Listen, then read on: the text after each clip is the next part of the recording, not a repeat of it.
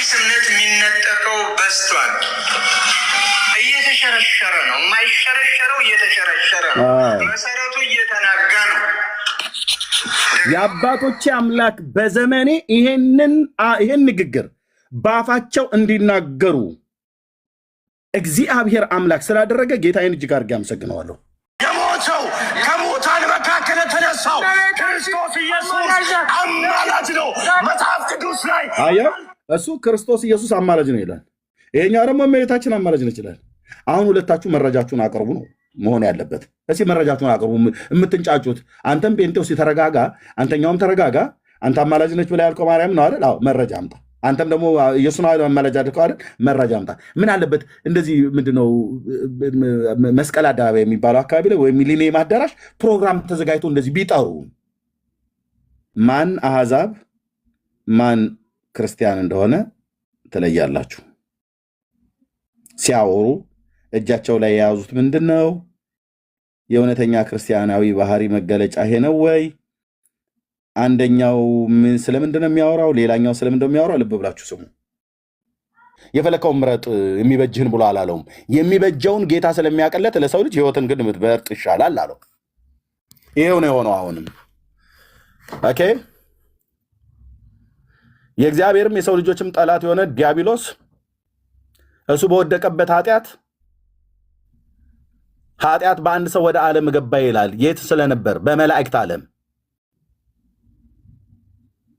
ስለዚህ በአዳም መተላለፍ ምክንያት ብዙ ሰው በደለ፣ ወደቅን። ሁላችን ለኃጢአት ባርነት ተላልፈን ተሰጠን። ከሕግ በታች ተዘግተን በእርግማን ውስጥ እንኖር ነበር። በበደላችንና በኃጢአታችን ሙታን ሆነን ሕይወት አጥተን ተቅበዝባዦች ነበርን ከኤደን ገነት ጀምሮ።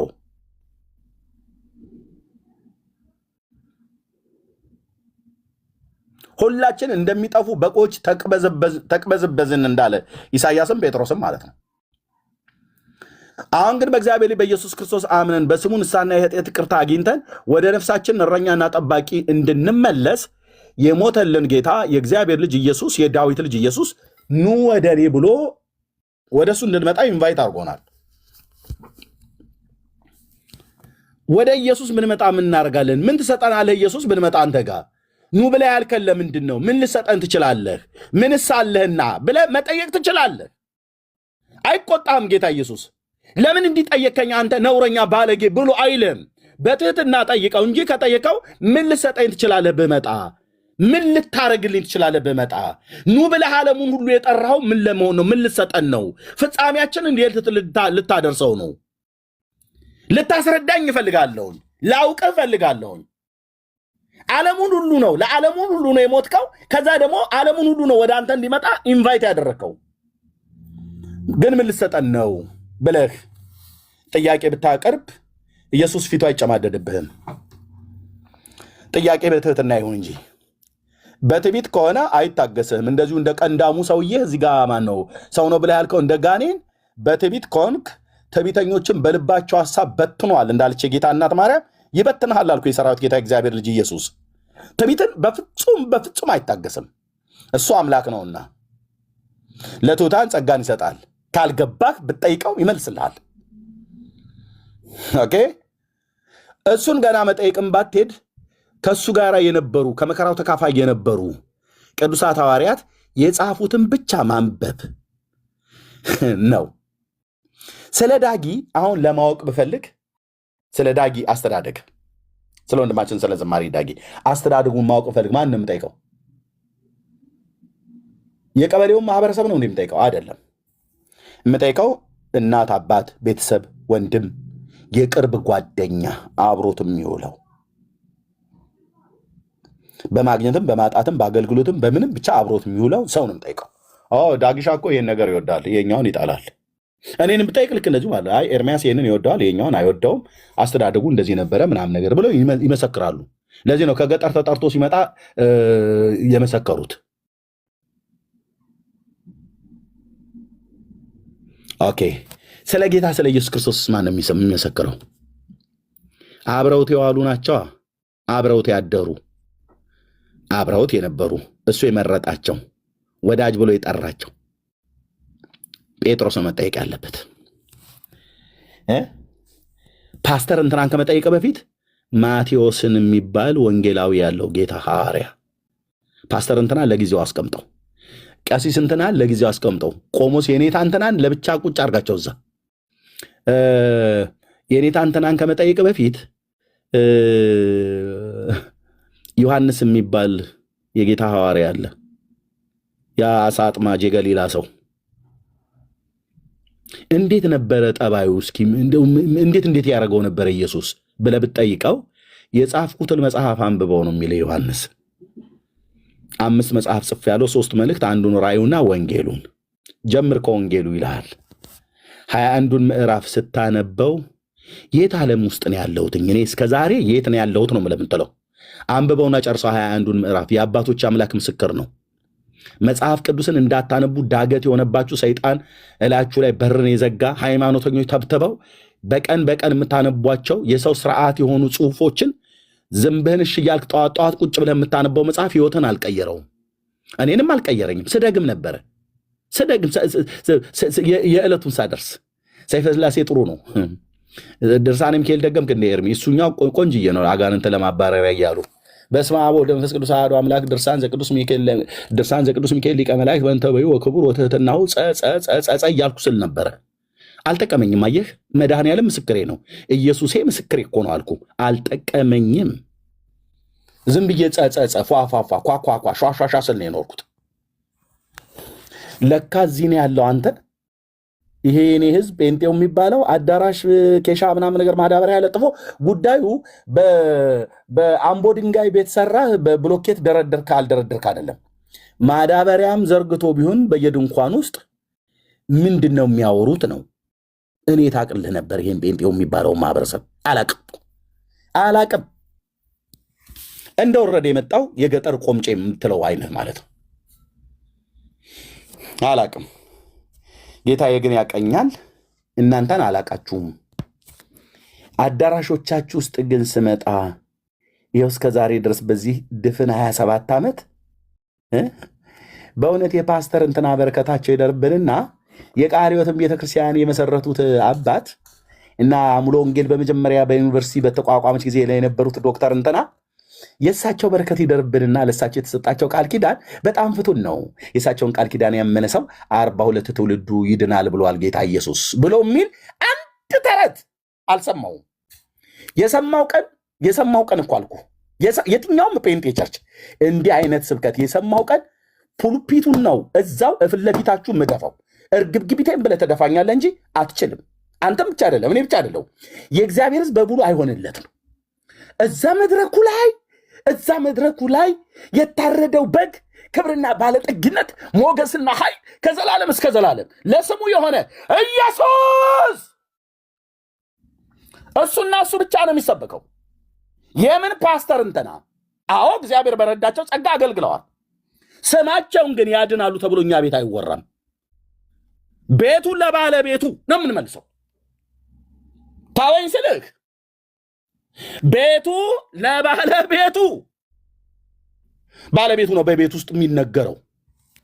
የሱ ዝና፣ የሱ ግርማ፣ የሱ የፊቱ ብርሃን፣ የሱ ክንድ፣ የሱ አባትነት፣ የሱ አዳኝነት፣ የሱ ቤዛነት፣ የሱ አምላክነት፣ የሱ ዳግም ምጽአት፣ የሱ ገናንነት ነው የሚሰበከው።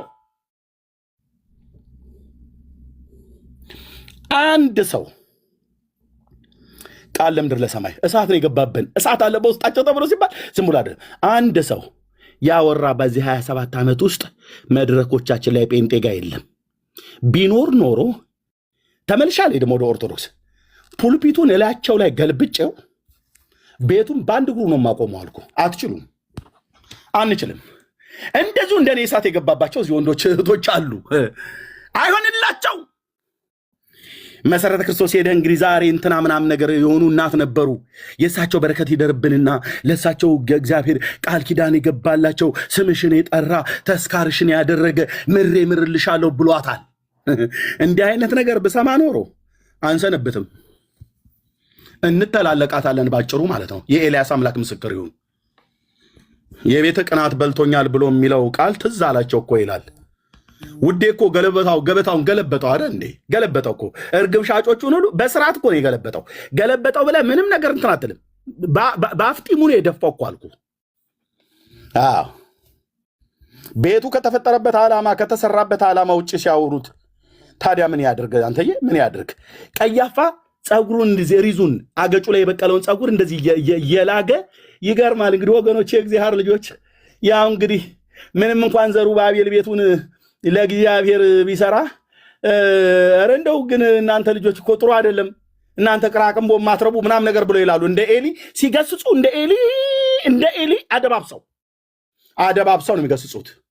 እዛ እርግብ መሸጫ ሲያደርጉት የእግዚአብሔርን ቤተ መቅደስ ከፊተኛው ቤት ክብር ይልቅ የኋለኛው ቤት ክብር ይበልጣል የተባለውን ቤት የኮሰረትና የመንጋ መሸጫ ሲያደርጉት ቀያፋ አይቶ ዝም ብሏል። ዋነኛው ሊቀ ካህን ሐናም አይቶ ዝም ብሏል፣ አልፏል። እነሱ ጉዳያቸው አይደለም። እዛ ተሰባስበው ምንዝርና ቢያመነዝሩበት ራሱ በሴሎ እንደነበረው ጉዳያቸው አይደለም። እነሱ ዋናው እንትን ገንዘቡ አይጥፋባቸው ዋናዎቹ የተባሉት። የቤቱ ባለቤት ልጅ መጣ። ራሱ ባለቤቱ መጣ። የቤቱ ባለቤት በሐጌ ትንቢት እየተናገረ በዘካርያስ ትንቢት እየተናገረ ወደ ተራራ ውጡ፣ እንጨትንም አምጡ፣ ቤቴንም ስሩ፣ እኔ በዚህ ከብራለሁ ብሎ ያለው ንጉሥ በስጋ እየተራመደ በአህያ ውርንጫ ሆኖ ከቤተ ፋጌ ውዴ ኢየሱስ የደብረ ዘይትን ቁልቁለትን አልፎ በዛ በምህረት በር በኩል ሕዝቅኤል ባየው በተዘጋው በር ያኔ አልተዘጋም ነበር። በተዘጋው በር በኩል ሻር ሐሚም ብሎ በሚለው በር በኩል ገባ። በምስራቅ በኩል ወደ ቤተ መቅደሱ ከናያይቱ ውርንጫ ይገባዋል። በአህያይቱ ውርንጫ ሆኖ ንጉሥሽ ወደ ኢየሩሳሌም ይመጣል፣ አንቺ የጽዮን ልጆች ዘምሪ ብሎ ተነግሮላት ነበር። ግን መጣ። ሲመጣ አየ ውስጡ ግብግብን ያለው ኢየሱስ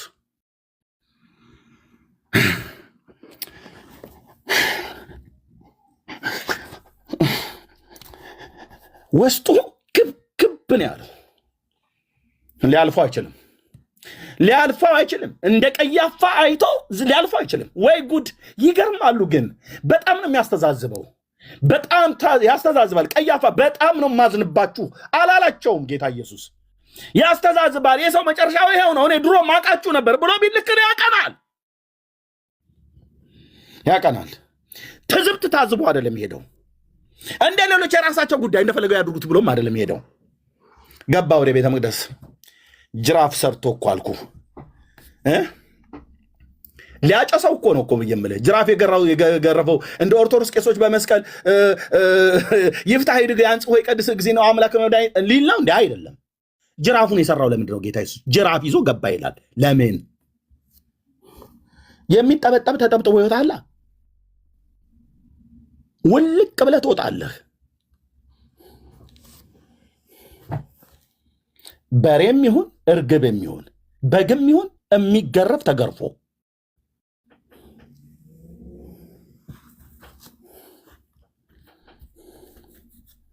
ያስተዛዝባል። እንደዚህ አድርጋችሁ እናንተ በጣም ማትረቡ ቅራቅንቦች ነውር አይደለም እንዴ? በሉ ሁለተኛ እንዳይለመዳችሁ አይደለም ያለው። ቤቱ የተሰራበት ክብር የቤቱ ውስጥ የነበረ ክብር በሰለሞን ዘመነ መንግስት ከነበረው ቤት እኮ ከዛኛው መቅደስ እኮ የሚበልጥ እኮ ክብር ነው ያለው። ዘንድሮ ብሎኬት ቆልሎ የኛ ቤተ መቅደስ በጣም እንዲመሰልህ እንዴ ይላል። ወዳጄ ያን ቤት እንኳን ጌታ ከፊቱ አውጥቶ ጥሎታል። የፊቱ ብርሃን በትኗቸዋል። የሰለሞንን ቤተ መቅደስንም የዘሩባቤልን ቤተ መቅደስ በ586 በ7 ኤዲም ላይ ከፊቱ ለዘላለም ነው በትኖ የጣለው። አንተ በብሎኬት በጎነጎንከው ቤት እንደ ሸረሪት የተረት ድር ልታደራ የምትፈልግ ማለት ነው። እግዚአብሔር አሁን ከተሰራ የሰው እጅ ከሰራው ቤት ጋር ጉዳይ የለው። ጉዳይ ያለው ከሰው ጋር ነው። አሁን ቤቱ እኛ ነን። በክርስቶስ ኢየሱስ ስላመንን ማደሪያው መቅደሱ እኔ ነኝ። ዳጊ ነው፣ ዳንጌ ነው፣ እህትዮ ሜርሴ ናት፣ ቃል ናት፣ ኢትዮጵያ እህታችን ናት። በክርስቶስ ኢየሱስ አምነው በበጉ ደም የተቀደሱ የመንፈስ ቅዱስ ማደሪያ ቤተ መቅደስ ነን። ገባ የቤቱ ባለቤት ገለበጠው ይላል። ደስ አይደል?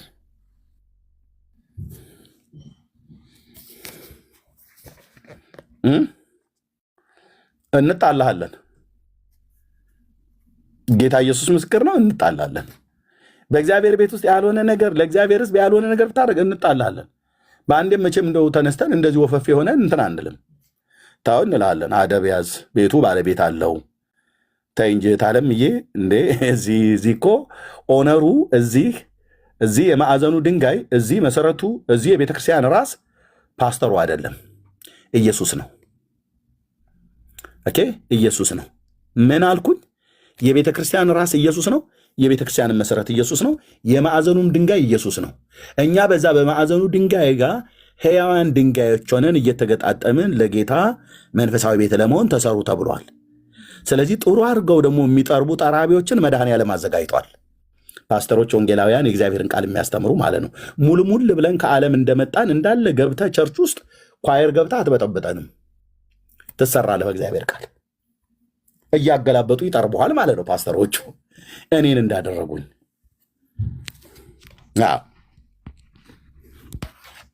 እንግዲህ ቻሉኝ እኔ እንደመጣው ነው ምናምን ነገር የሚባል ነገር የለም። ተሰሩ ብሏል። ተሰሩ ብሏል። ሕያዋን ድንጋዮች ነን። ድንጋይ ደግሞ በምንድን ነው የሚጠረበው? በመዶሻ። መዶሻው ምንድን ነው? የእግዚአብሔር ቃል እና ልታደቀን ነው እንደ ኤርምያስ በደንብ መድኃኔዓለም እኔንም ጭምር ነው የሚያደቀን። መድቀቅ ያለበትን ከውስጣችን ክትክት ነው የሚያደርገው በእግዚአብሔር ቃል። ልቤን ምንድን ነው ሆድ ነው ሲቆርጠኝ የሚያውቀው።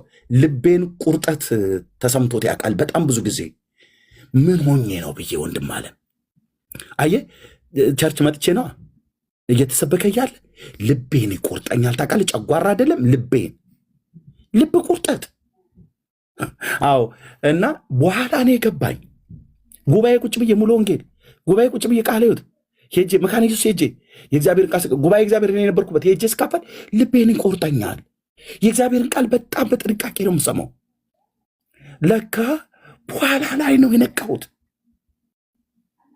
አየዛ ውዳሴ ማርያም ስደግም ይሄ መተቱም ማሰሱም ገሰሱ ስደግም ኖር ያለው እሱ ገና እየተነቀለ መፍረስ ያለበት ነገር እየፈረሰ ኦኬ። ድርሳነ ሚካኤልን አፍርሶ ገላትያ እንዲገባ ድርሳነ ገብርኤልን አፍርሶ ኤፌሶን እንዲታተም እንደዚህ እያደረገ ቀስ በቀስ ጌታ ኢየሱስ አሰራሩ እኮ አልኩ ያመኝ ነበር ልቤን። በኋላ ዕብራውያን መልክ መጽሐፍ ምዕራፍ 4 ሳነብ ነው የእግዚአብሔር ቃል በእውነት ወገን የተሳለ ስለታም ሰይፍ ነው ይላል። ጅማትና ቅልጥምን የሰውን የውስጥን ሐሳብና ስሜት ይመረምራልና ኤርሚሻት ላይ እየተመረመረ ነበር ለካ ማለት ነው። ያኔ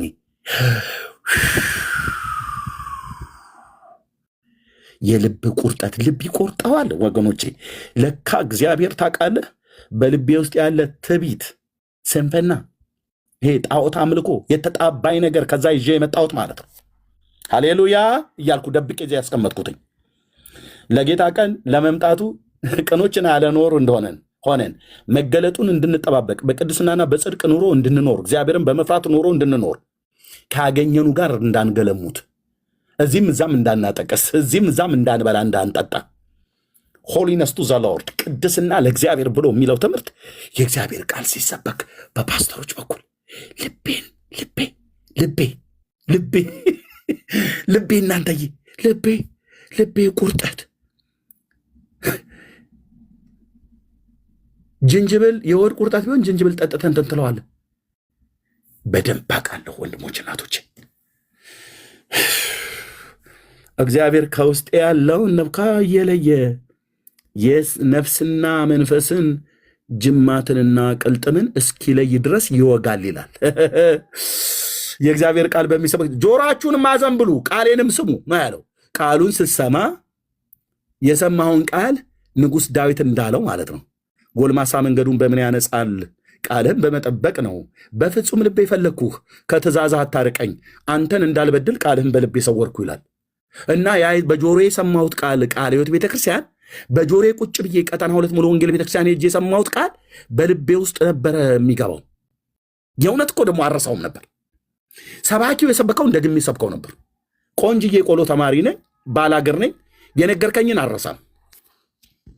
ዝም ብሎ በተፈጥሮ ማለት ነው። እንዲህ ባላገር ነኝ ብዬ ስል ነገር የማይገባኝ ገሪባ አድርገኝ ቆጥረኝ ከሆነ በጣም ተጣላን። ደግሞ የጌታዬ መንፈስ ደግሞ ረዳኝ። ታውቃለህ፣ ልቤን ይቆርጣኝ ነበር። ልብ ምናምን ቴውን እየነቀለልኝ ነበር ለካ ጌታዬ። አሁንም ይንቀለው እኮ ነው ብዬ የምልህ ይንቀለው። በጣም ብዙ አሰስገሰስ፣ በጣም ብዙ አራሙቻ ሰው የዘራው ታምሬ ኃይለ እግዝእትነ ማርያም ድንግል ወላዲተ አምላክ ዘይትነበበ ይሄ እኮ ልጅነቴን ሁሉ እኮ ስወቀር እኮ ነው የኖርኩት። ታውቃለህ፣ ልመናዋ ክብሯ ለዘላለም በእውነት ይደርብንና አምላክን የወለደች በድንጋሌ ሥጋ በድንጋሌ ነፍስ የጸናች ክብርት እመቤታችን ያደረገችው ታምር ይህ ነው እያልኩ ሳነብ ነበር።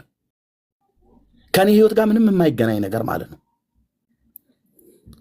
ምን ሊሆን እንግዲህ ጌታችን እናት ምንድን የሰራችሁ ታምር ብለን ሳነብ አንድ መነኩሴ በጦርነት ውስጥ ቤተክርስቲያን የዘረፉ ሰዎችን ተከታትሎ ጦርነት እንዲገጥማቸው አደረገች ይላል። ከዛ በጦርነት ውስጥ መነኩሴውን መጣችና ማርያም የወንዶቹን ብልት በሙሉ ቁረጠው ብላለችው ይላል። እንዲህ ናትና ኤርሚሻ ብልት ቁረጡ፣ ልመናዋ ክብሯ ለዘላለም በእውነት ይደርብንና ብዬ አንብቤ ብልታቸው መድምደህ አምጣልኝ። የት አዲስ ኪዳን ማርያም ያደረገችው ታምር ተብሎ ማለት ነው። ብልት ማስቆረጥ ነገርየው ከብልት አያልፍም። ብልታቸው እየተባለ ማለት ነው። ከኔ ህይወት ጋር ምን ያገናኘዋል? ይሄ ምንም።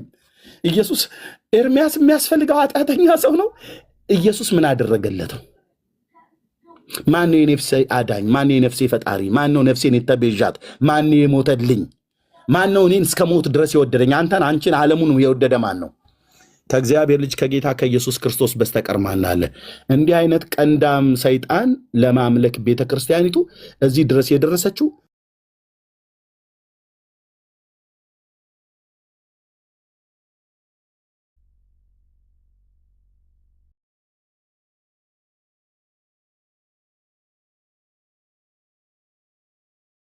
ያቆዩት ብራዘርዬ አባቶቻችን ናቸው። አባቶች ናቸው ሀገር ያቆዩት። የኔ አያቶች እየተዋጉ ማለት ነው። የአንተ አያቶች ተኝተው እንደሆነ አላውቅም ብራዘርዬ። የኔ አያት የኔ ቅድመ አያት በአድዋ የተዋጉ ናቸው። የአንተ አባትና አያት ተኝተው እንደሆነ አላውቅም እንጂ የኔ አጎቶች ባድመ ላይ በቦምብ ነው ተበጣጥሶ የሞተው። አልጌና ላይ ተበጣጥሶ ነው የሞተው ከሻዕቢያ ጋር ጦርነት በደርግ ዘመን ሲዋጋ፣ በኢህአዴግም ዘመን ሲዋጋ ማለት ነው። የባድመ ጦርነት ላይ አጎቴ ስጋው ተበጣጥሶ በቦምብ ነው። ስጋው እንኳን ተለቅሞ እንኳን አልተቀበረም። ሀገር ያቆይ ይችላል። የኔ አባቶች ናቸው ያቆዩት።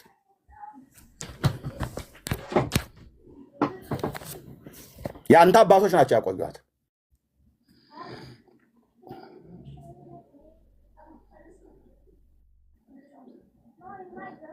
ቤዛ የሆነን በመስቀል ላይ የተሰቀለው የእግዚአብሔር ልጅ ኢየሱስ ብቻ ነው የሚያድነው።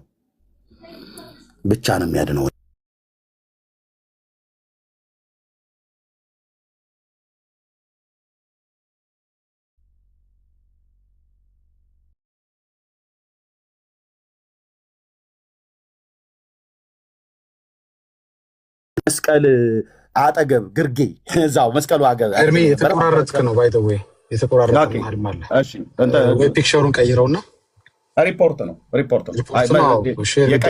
የቀየርኩት ለዛ ነው ያያየው ነበር የቀየርኩት ለዛ ነው። ስለዚህ የተሰቀለው ጌታ እንጂ ሲሰቀል ከመስቀሉ ግርጌ የነበሩ ሰዎች ሁሉ አዳኞች ናቸው ተብሎ አልተሰበከም ወንድም።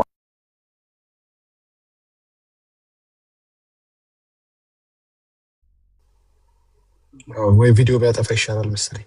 ኤርሚ ፒክቸርም ቪዲዮም እንኳን እንዲያጥፋ ለተወሰነ ደቂቃ ታፕ አድርጉ እስኪ ወገኑ፣ ድምጽ የሚሰማችሁ ከሆነ ኤርሚ ቪዲዮም ማጥፋ፣ ፒክቸሩን አጥፋው አንድ ጊዜ። እሺ የቅድሙ ነው ከሆነ እንጂ የኛው አንድ ለጊዜው ቪዲዮ አንድ እንደሱ ይረጋጋና ከዛ መልሰን ታውቃለህ። ቴንክ ዩ። እሺ ስለዚህ አዳኙ ማን ነው? ጌታ ኢየሱስ ክርስቶስ ነው። ወደ ጌታ ነው፣ ወደ ኢየሱስ ነው። ምንም ከሱ ውጭ ሌላ መድኃኒት፣ ሌላ ቤዛ፣ ሌላ መድኃኒት፣ ሌላ እረኛ፣ ሌላ አዳኝ፣ ሌላ ተስፋ፣ ሌላ የሰው ወዳጅ በላይ በሰማይ በታች በምድር በመላእክት ዓለም እንኳን የለም። እረፉ እኔም አምላክ እንደሆንኩ ወቁ ብሎ ያለ ጌታ በብሉይ ኪዳን በአዲስ ኪዳን መጥቶ ኑ እኔ ነኝ አሳርፋችኋለሁ ብሎ ያለው አለቀ። እኔ ወደ ጌታ መጥቼ አርፌያለሁ። ወንድሞቼ እናቶቼ መጥተው አርፈዋል። ከዘላለም ፍርድ ለማምለጥ በክርስቶስ ኢየሱስ እመኑና ከዘላለም ፍርድ ዳኑ። ዳጊዬ እህትየው ሜርሲ የምትሉት ነገር ካለ በሉና እንጨርሳለን ማለት ነው። እህትየው አለሽ ሜርሲ? እኔ እንደ ስራ ላይ ስላለው አንድ ነገር ብቻ ነው። አንድ ቃማ ሞላ ነገር ነው። ኧረ በደንብ ፈገግ የምታስብልም ስለሆነች አንድ ጊዜ በደንብ እሺ። እዛ ቅድም ያሳየው ቪዲዮ ላይ ያለ ነው። መጨረሻው ላይ እንደዚህ ይላል። በትልቁ አድርገኝና አንድ ጊዜ ቪዲዮ ልክፈትና ላሳያችሁ። እንግዲህ ኦኬ እሺ እንግዲህ እንደዚህ የተናገሩ ነው። ቅድም ሙሉን ቪዲዮ አይታችሁታል። የተወሰነ ነው። እዚህ መጨረሻው ላይ ያለውን ቪዲዮ እንስማው እስኪ።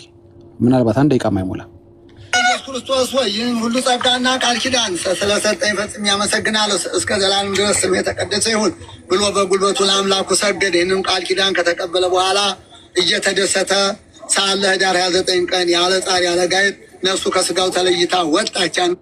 ነፍሱ ከስጋው ተለይታ ወጣች የሚሉት እያወሩ ያሉት ስለ ሰይጣን የነበረ ወደ ሰውነት የመለሱት ካህን ሆኖ አገልጋይ ሆኖ የሞተበትን ታሪክ እያወሱ ነው። እና ሰይጣን ሞተ፣ ከዛ በኋላ ኢየሱስ ታቅፎ ወሰደው ይላሉ። ሰይጣንን ታቅፎ ክርስቲያን ሆነ ዳና። ሰይጣን ዳንና ኢየሱስ ታቅፎ ወደ ሰማይ ወሰደው ይላሉ። እሺ አሁን ስሙ እንግዲህ ጊዜ ጌታችን ቅድስት ነፍሱን ተቀብሎ ታቀፋት። በይባቤ መላእክትና በታላቅ ምስጋና ወደ ሰማይ ይዟት አረገ። ጸሎቱና በረከቱ በእሱ ለተማጸንን ለሁላችን ሕዝበ ክርስቲያን በከንቱ እንዳያጠፋን ከሰይጣን ወድመት ያድነን በየዕለቱ እንዴ። አሁን ምን አሉ? ታቅፎ እስተዳት አሉ። ከዛ ትንሽ ቆዩና ደግሞ ጸሎትና በረከቱ ከሰይጣን እንዲያድነን አሉ። ስንት ሰይጣን ነው እዛ ቤት ያለው? አሁን ሰይጣን ክርስቲያን ሆናላችሁም እንዴ? እዚሁ ላይ ሲያነቡኮ ገድሉን ሲያነቡኮ ሰይጣን ክርስቲያን ሆናሉና ትንሽ ቆዩና ከሰይጣን ደግሞ ያድነን ይላሉ። ጸሎትና በረከቱ ኤርሚ እዚህ ጋር ያሉት ገብቷል? እግዚኦ ገብቷል። አሁን ሰይጣን መነኮሳ አሉ፣ አገልጋይ ሆናሉ፣ ከዛ በኋላ ክርስቲያን ሆናሉ፣ ከዛ ሞተ ኅዳር 29 እዛ ነፍሱን መጥቶ ተቀብሏት አቅፎ ኢየሱስ ወሰደው ወደ ሰማይ አላችሁ። እሺ ጥሩ ዳና አላችሁ። ሰይጣን ዳነ የሚል እንግዲህ ትምህርት አላችሁ ማለት ነው። ተመለሳችሁና ደግሞ ከሰይጣን ከዲያብሎ እንዴ ምንድነው? እስቲ ቆይ አንድ እንስማው። በጣም እኮ ነው መልሶ ፍርሃት አለ። አሁንም ቅድም እንዳልኩት እኮ አሁን ደግሞ በጸበል ታስወጣላችሁ አጋንንት። እንዴ አጋንንቱ እኮ ኦሬዲ ክርስቲያን ሆነ እኮ አላችሁን እኮ። ሌላ የቀረ አጋንንት አለ? አልገባን ነው። ከስቶ አጎቶቹን ነው የምታስወጡት? ካዝኑን ነው? የሰይጣን ካዝኖች ናቸው እየሰጣችሁ ያላችሁት ምንድን ነው? እስቲ ቆይ እንስማው።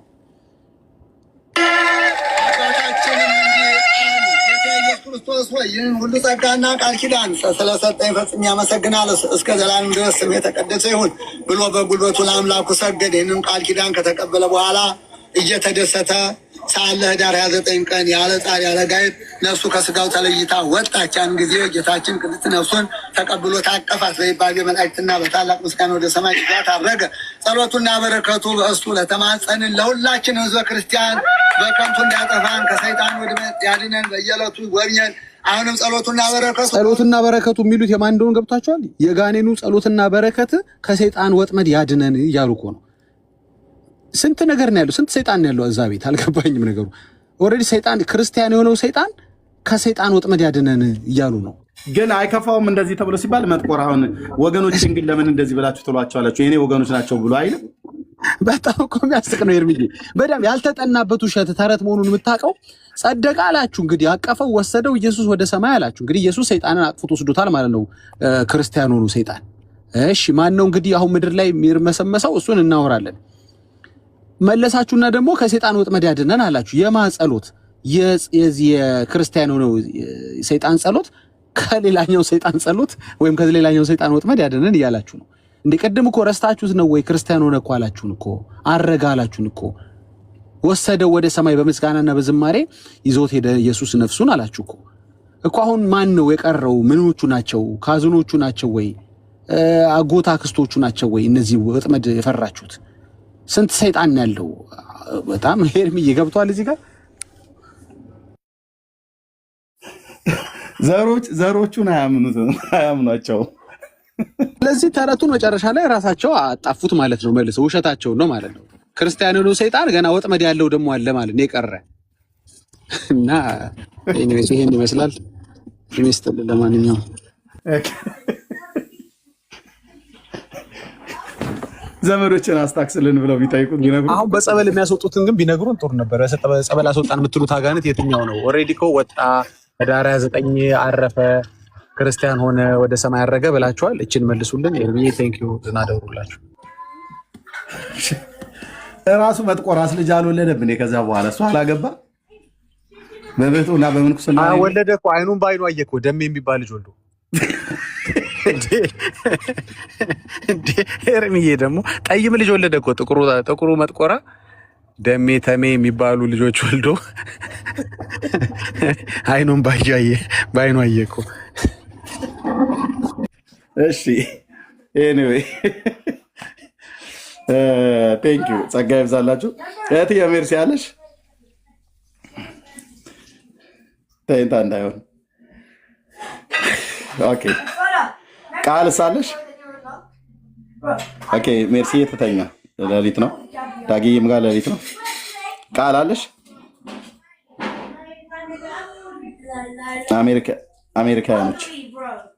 አሜሪካኖች ወረዱ። እሺ ኢትዮስ እህታችን አለሽ? አለው እየሰማው ነበር። በጣም እግዚኦ የሚያስብል ነው። እኔ እኮ የምለው ግን ይሄ 6 እና 29 ከኢየሱስ እና ከባለ እግዚአብሔር ጋር ምን ጠብ እንዳላቸው ቢነግሩኝ ጥሩ ነበር። በተወለድኩበት አካባቢ በ6 ኢየሱስ ነበር የሚነግስ፣ አርሴማ ሆነ። አሁን ደግሞ በእነዚህ አካባቢ መጥቆራ። ችግራቸውን ባውቀው ደስ ይለኛል ከኢየሱስ ጋር። አይ ቃላው ላይ መደረብ መለጠፍ ሲጀምር ጌታን በ6 የሚሆን በ29 መቼ ተከብሮ መቼም የሰጡት 2 ቀንንም ወሰዱት ብዬ ነው እንጂ 2 ቀን ሰጠውት ነበር ከዓመቱ ያችንም ወሰዱት። ሲጀምር እነሱ ማንሸንሻኛ ያደረጋቸው መጠየቅ እኮ ያለበት እሱ የዘመናት ባለቤት ዓመታቶችና ወራቶችን ቀናቶችን እየሰራ እሱ የፈጠረውን ቀን ሸንሽነው አንተ የምትለው በ6 ነው ብለውን ለእሱ አጥር ሊያጥሩለት እነሱ እነማን ናቸው? ሚካኤል በ12 ነው ብሎ የሚለውን እኮ ዙሃል የሚባል የግብፅ ጣዖት የሚከብርበት እኮ ቀን ነው። አያውቀውም። ሚካኤልም በ12 አያውቀውም። ገብርኤልም 19ን ኢየሱስ ክርስቶስ የእግዚአብሔር ልጅ ምስክር ነው አያውቁትም። ማርያምም 21 16 በዓታ ልደታ ብለህ ብትላት አታውቀውም። አያውቁትም። ቄሶቹ ወዳቸው ለመሙላት ብለው ሆን ብለው የፈጠሩት ነገር ነው። እኛም ስንበላ ነበር። አያውቁትም። የምታውቀው ከሆነ በክርስቶስ ቤተክርስቲያን ታሪክ ውስጥ የቱ ጋር ነበር? በ21 ማርያምን ብለው በ33 በዓሏን አክብሩ ብለው በታምረ ማርያም ላይ እንደጻፉት የተጻፈ በሐዋርያቱ ዘመን እንዴ ከእሷ ጋር እኮ አብረው የበሉ አብረው የጠጡ የሚያውቋት በአካል እሷም የምታውቃቸው ነበር? የለም። በአንጾኪያ ነበር? የለም። በሰማርያ ነበር? የለም። በሮም፣ በቆሮንቶስ፣ በገላትያ፣ በኤፌሶን፣ በሰምርኔስ፣ በሰርዴስ፣ በፊላደልፊያ፣ በቲያጥሮን፣ በሎዶቅያ ነበር በክርስቶስ ቤተክርስቲያን? የለም። ምድረ ሆዳም ቄስ ብሎ ሆን ብሎ ህዝቡ ለመብላት ቢቻላችሁ 33 በዓሏን አክብሩ አሉ። የማርያም እኮ በዓል ነው 33 ወሩ 30 ቀን ነው ያለው። ቢቻላችሁ 33 በዓሏን አክብሩ ብሎ የሚል ማለት ነው። ኢየሱስ በበዓል 9 በዓል ነው ያለው፣ አበይት በዓላት። ሚካኤል ይበልጠዋል በኦርቶዶክስ ውስጥ። ሚካኤል 14 ነው በዓሉ። ማርያም 33 በዓል ነው ያላት። ማርያም ነች የመጀመሪያ ቁጥር 1 በበዓል የምትበልጥ በክብር የምትበልጠው ኢየሱስን ሁሉ ጭምር በቤተ ክርስቲያኒቱ መጽሐፍ። እስኪ መጥተው ካህናት አገልጋዮች የሆኑ እንነጋገር። ዓለም ሳይፈጠር አስቀድሞ ነበረች እኮ ነው ብሎ የሚሉት። በአምላክ ሕሊና ሳይሆን ተፈጥራ ነበረች ነው ብሎ የሚሉት። መላእክትን ታዝ ነበረ ነው ብሎ የሚሉት። መላእክት መስገድ ብቻ አይደለም ታዛቸው ነበር፣ ይታዘዟት ነበር ነው የሚለው። ነበር ነው የሚለው መጽሐፍቶቻቸው። ኦርቶዶክስን ልብ በሉ። በእኔ ዘመን ነው አልኩ፣ በእኛው ዘመን እኔ እንደዚህ እንድትሆን አልፈልግም። በወንጌል መታደሷን እንጂ እኚህ ጳጳስ እንዳሉት እንድትሆን አንፈልግም ነበር። ይሄ ሞቲቭ የለንም። ህዝባችን እንዲድን እንጂ ህዝቡን እንዴት አድርገው ሸብበው እንደያዙት እንድትድን እንጂ እንድትፈርስ የኛ አጀንዳ አይደለም። ግን ጳጳሱ ምን እንዳሉ ይሁት። ብፁዕ አቡነ አብርሃም ይሁልኝማ እኛ ብንናገር ድቅድቅ ጨለማ ውስጥ አለኑ ብለው ያሉት ራሳቸው። ኦኬ ራሳቸው። ቤተክርስቲያኒቱ ምን እየሆነች ነው ያሉት? ምን እየሆነች ነው ያሉት? ብፁዕነታቸው ካሜራ ብፁዕ አቡነ አብርሃም ምንድን ነው ያሉት? እዩ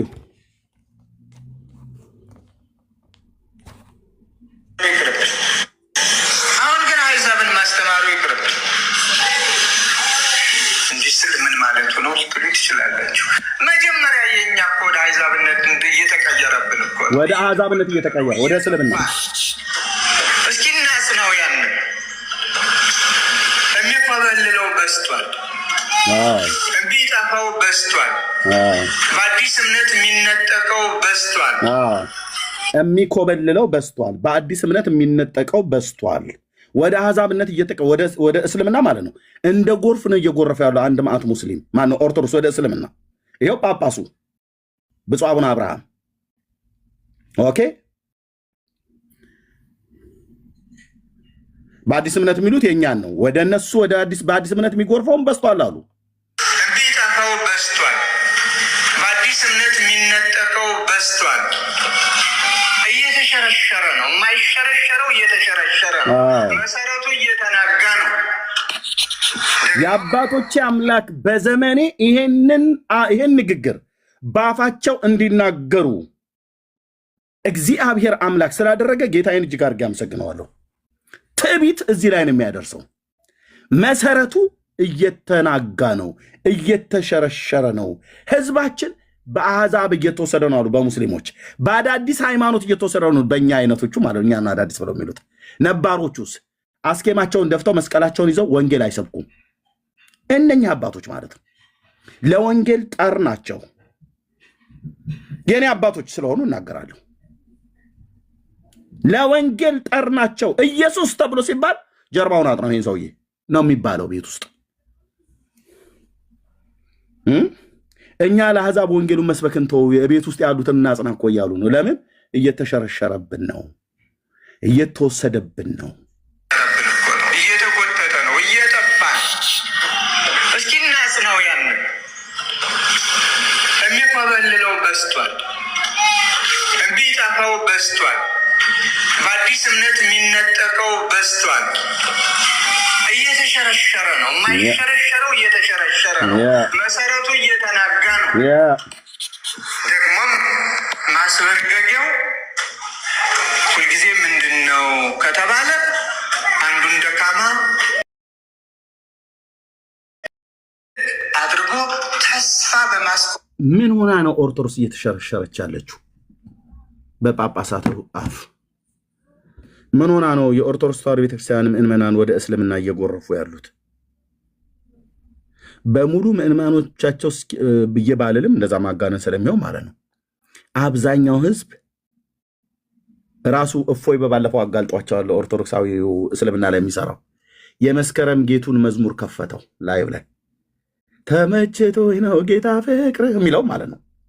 ከዛ ሲከፍተው ይሄን መዝሙር ብናደምጠው እንዴት ነው ብሎ ሲላቸው ኧረ ምነው እፎይ ስብሐት ለአብ ወወልድ ወመንፈስ ቅዱስ እንደ በኪዳነ ምሕረት እንደ በወላዲተ አምላክ ኧረ እባክህ ቤቱን ልታገማው ልታጠነባው ዝጋው አሉት። የመስከረም ጌቱን መዝሙር ከፍቶ ልጁስ መቼ የዋዛ ነው። ቀጠለና መንዙማ ከፈተ። የሙስሊሞቹን እመቤቴን ወላዲተ አምላክ ምስክሬ ነች፣ ይህም መንዙማ ወደዋለሁ፣ የነቢያቸው በረከታቸው ይደርብንና እያሉ ማለት ነው። የመሐመድ 2000 ኮሜንት 2200 ነው 2500 ኮሜንት ጸሐፊ ነበሩ። ከዛ ውስጥ ከግማሽ በላይ የሚሆነው ኦርቶዶክሳዊ ነው። እኔ በእመቤቴ ይህንን መንዙማ ስወደው አጥንቴ ውስጥ ነው የገባው፣ ምንም ልደብቀው አልችልም፣ ምስክሬ እመቤቴ ነች እያሉ ማለት ነው። እፎይ ምን አለ? ከዛ ቪዲዮ አለኝ ማሰማት እችላለሁ። ቤተክርስቲያኒቱ በቁሟ ሞታለች አለ። ከነዚህ ጋር እኔ ክርስቲያን ተብዬ መቆጠሬ ያሳፍረኛል አለ። አዎ ና ብለነዋል ወደ ኢየሱስ። ጳጳሳቶቿ መሰረቱ የማይናጋው ተናግቷል፣ የማይነቀነቀው ተነቀንቋል አሉ።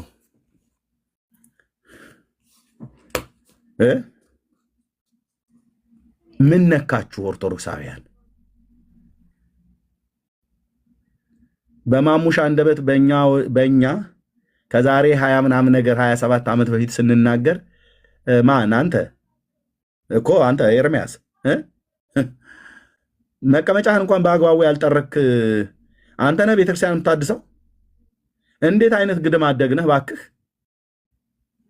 በለው አይናቸውን አጉረጠረጡብን። መጽሐፍ ቅዱስ እኮ እንደዚህ ይላል። የኔታ ምንድነው ታዲያ ጴንጤዎች እኮ የሚሉት ነገር መጽሐፉ ላይ የተጻፈውን ነገር ነው። የሐዋርያው ቅዱስ ጳውሎስ መልእክት ነው የሚለው፣ በራሳችን መጽሐፍ ነው የተጻፈው። አይ ትርጓሜ ያሻዋል እነሱ በኦርቶዶክስ መነጽር ስለማይዘው። የኦርቶዶክስ መነጽር የት ነው የሚሸጠው?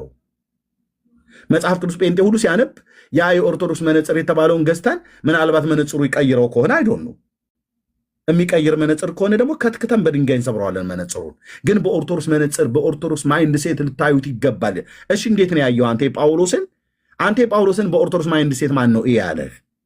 ቃሉን በቃልነት ደረጃ ለቃሉ ታማኝ ሆነ ለተጻፈው ማለት ነው። ለትርጓሜውም ታማኝ ሆነ ነው ማየት አለብህ። በኦርቶዶክስ ማይንድ ሴት በእውነት ልታይ ይገባል ይሏል ሐዋርያቱ የጻፉትን እራሳቸው ማለት ነው። ስለዚህ የኦርቶዶክስ ተዋሕዶ ክርስቲያን ወደ እስልምና እየሄደ ነው። ጳጳሱ ናቸው ያሉት። ወደ እኛስ እሰየው እንኳንም መጡ። ለዚህ እኮ ነው ዳግዬ አልከሰርንም ብዬ የምልህ ብራዘር። የእኛ ጌታ ይናገር የለ አልከሰርንም።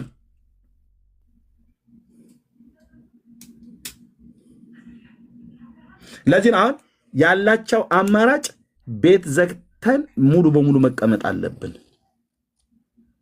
ነው ብለው የተቀመጡት። ተስፋ ቆርጠዋል አብዛኞቹ።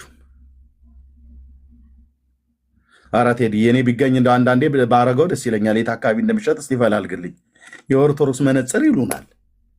የኦርቶዶክስ መነጽር እኮ ሳንገዛውን በፊት ሳናረገውን በፊት የኦርቶዶክስ መነጽር ማለት ኢየሱስ ያማልዳል ብሎ የሚለውን ይፈርዳል ብሎ ነው ተርጉሙ አጣሞ የሚተረጉሙ። ያለውን ያስክድሃል፣ የሌለውን ያሳምናል። የኦርቶዶክስ መነጽር ማለት ነው።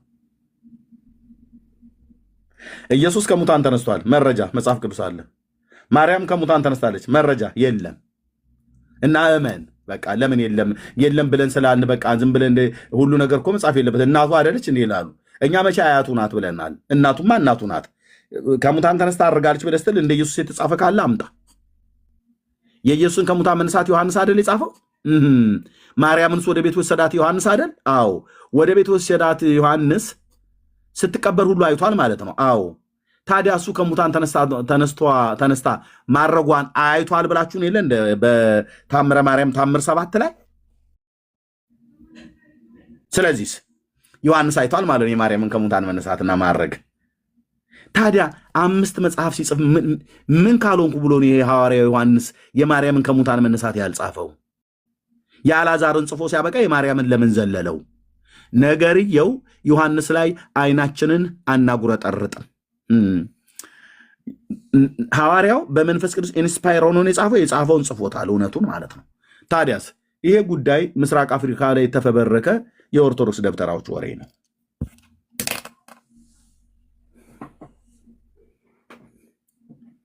ቆንጅዬ እንኳን ወሬ ብለህ የምትለው አለም። ከወሬም እኮ ቆንጅዬ ወሬ አለ። ልብን ምስጥ የሚያደርግ ቆንጅዬ ተረቶች አሉ። እንደ አባባ ተስፋ አይነት ተረት የሚያስቁ እንደነ ክበቦ ገዳ አይነት ዝም ብለህ ፈን ለማድረግ ፈንድሻ ምናምን ነገር ይዘን ቁጭ ብለን ለመሳቅ ማለት ነው። ይገርማል እያለን ይሄ እኮ ለእሱም አይመችም ለህይወትም የማይመች ኢየሱስ ሆነ የተባለውን በሙሉ እኮ አድርገዋታል። እሱ ሰማይና ምድርን ፈጥረዋል፣ እሷም ፀሐይና ጨረቃን ፈጥራለች። እሱ ዓለም ሳይፈጠር አስቀድሞ ፊት የነበረ ነው፣ እሷም ነበረች ከእሱ ጋር ይላል መጽሐፋቸው። እሱ በአዳም ዘመን ነበር። ማርያምም ከገነት በተሰደደ ጊዜ አዳም ተስፋዋን ነሽ ብሏታልና እሷ ነበረች። ቀስተ ደመና ሆና ለኖህ በመርከቡ ላይ ለነበረው ትውልድ በደመና ላይ የምትታየዋ ቀስተ ደመና እሷ ነች። የዳዊት መሰንቆ፣ የሰሎሞን አክሊል፣ የጌዲዮን ጽንብ እሷ ናት በሙሉ። አብርሃም፣ ይስሐቅ፣ ያዕቆብ የተመኩባት ከአጥንታችን ከስጋችን ቁራጭ ከአጥንታችን ፍላጭ ብለው እመቤቴ እያሉ የሰገዱላት እሷ ናት ይላል ታምረ ማርያም። እኛ እኮ ቸገረን። ነበረች እንዴ በማርያም በአብርሃም ዘመን? ዓለም ሳይፈጠር አስቀድሞ ነበረች። ማርያም ታማልዳለች ብሎ የሚል ጥቅስ እስከ ዛሬ ድረስ የለም፣ ለዘላለምም አይኖርም አዲስ ካልጨመሩ በስተቀር። ኢየሱስ ያማልዳል ብሎ የሚለው ጥቅስ አንድ መዓት ነው ያለው። ኦርቶዶክስ ያምንደው ብሎ የምላሻቸው ኢየሱስ ያማልዳል ብሎ የሚለውን የፈለገውን ያህል ይጻፍ፣ እኛ ግን ያማልዳል ብለን አንለውም። የኦርቶዶክስ እንደዚህ ነው። ሐዋርያቱ እኮ ብለውታል፣ እኛ አንለውም እንዴ ኤርሚያስ? ታዲያ እኛ ሐዋርያቱ የራሳቸው ጉዳይ ነው። ጳውሎስ እኮ ብሎታል። ኦርቶዶክሳውያን አቦተው ባከኛ ጳውሎስና ሳይሆን እኛ አባቶቻችን ነው የምንሰማው ይለዋል። እንዲህ ጳውሎስ ያማልዳል እኮ ብሎታል።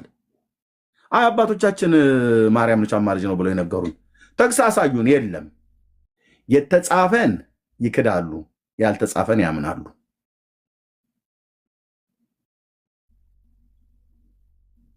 የተጻፈው ለኢየሱስ የተጻፈውን ይክዳሉ፣ ለማርያም ያልተጻፈውን ያምናሉ። እንዲህ አይነት ክርስትና ነው ምድራችን ላይ የተሰበከው። ሊያሳየን የቻለ አንድም ሰው የለም። ጥምን የሚያረካ የትውልድን ጥያቄ ሊመልስ የሚችል አንድም ያሳየን የለም። እመቤቴ ታማልዳለች፣ ታማልዳለች፣ በእውነት ታማልዳለች፣ ታማልዳለች። እስኪ ታማልዳለች በሉ። ታማልዳለች። 1 2 3 4 ሃሌ ማርያም አማላጅ ናት። ሃሌ በቃ ይሄ ነው ጥቅሱ የተገኘው። 1 2 3 4 አይደል? በልሃሌ ሃሌ በልሃሌ ሃሌ 1 2 3 4 ሃሌ ማርያም አማላጅ ናት። ሃሌ መናፍቅ የገቡት ሃሌ በ97 ሃሌ በልሃሌ ቃልቻ ይመስል ከበሮ ይዞ ሲቀጠቅጡ ታያቸዋለህ ማለት ነው። እስቲ ተረጋጊና ጥቅሱን አምጪ። የለም ኢየሱስ ያማልዳል። ይድፋ የአባቴ አምላክ ይለዋል እንዴ! ሐዋርያው እኮ ነው ኢየሱስን ያማልዳል ብሎ ያለው። እኛ ግን አንለውም ይለዋል። ጠማማና ገልበጥባጣ ትውልድ። ሐዋርያው ያላለውን ማትል ቤተክርስቲያን ጠማማ ቤተክርስቲያን ትባላለች። ሙሉ ወንጌሉን፣ ቃለ ሕይወቱን፣ መሰረት ክርስቶስን፣ ኦርቶዶክሱን፣ ካቶሊኩን ማንም ይሁን ማንም ሐዋርያቱ ያላሉትን ማትል ከሆነ አንተ ጠማማና ገልበጥባጣ ትውልድ ትባላለህ። ፋክት። የሥላሴ ባሪያ እንዲህ እውነቱን ፍርጥ አድርጌ እነግርሃለሁ። ጳውሎስ ያለውን እማትል ቤተክርስቲያን እሷ በአምላኳ ቃል ላይ የገለሞተች ቤተክርስቲያን ናት። ቤተክርስቲያን የምትባለው በአምላኳ ቃል ላይ የቆመች ቤተክርስቲያን ናት። የአምላኳን ቃል የምታስፈጽም ቤተክርስቲያን ናት። ለአምላኳ ቃል የምትታዘዝ ቤተክርስቲያን ናት። ሪተን የሆነውን የተጻፈውን የአምላክን ቃል የምትሰብክ ቤተክርስቲያን ናት። ከዚህ ውጭ የወጣችሁንማ ምን ብለህ ትላለህ? ንስሐ ግቢ ብለህ ትመልሳታለህ። ጋለሞታይቱ ወደ እውነተኛው ባልሽ ተመለሽ ብለህ ትላታለህ። ከፍጡር ጋር ለመጎልሞት ኢየሱስ ያማልዳል ብሎ ያለውን ኖ የምን እንዴት ይለዋል። ማርያም ታማልዳለች ብሎ የሚል የለም። ታማልዳለች ይላል ስሩ ሲገታተር ድረስ። መረጃ ጥቅስ አንጣ የለም።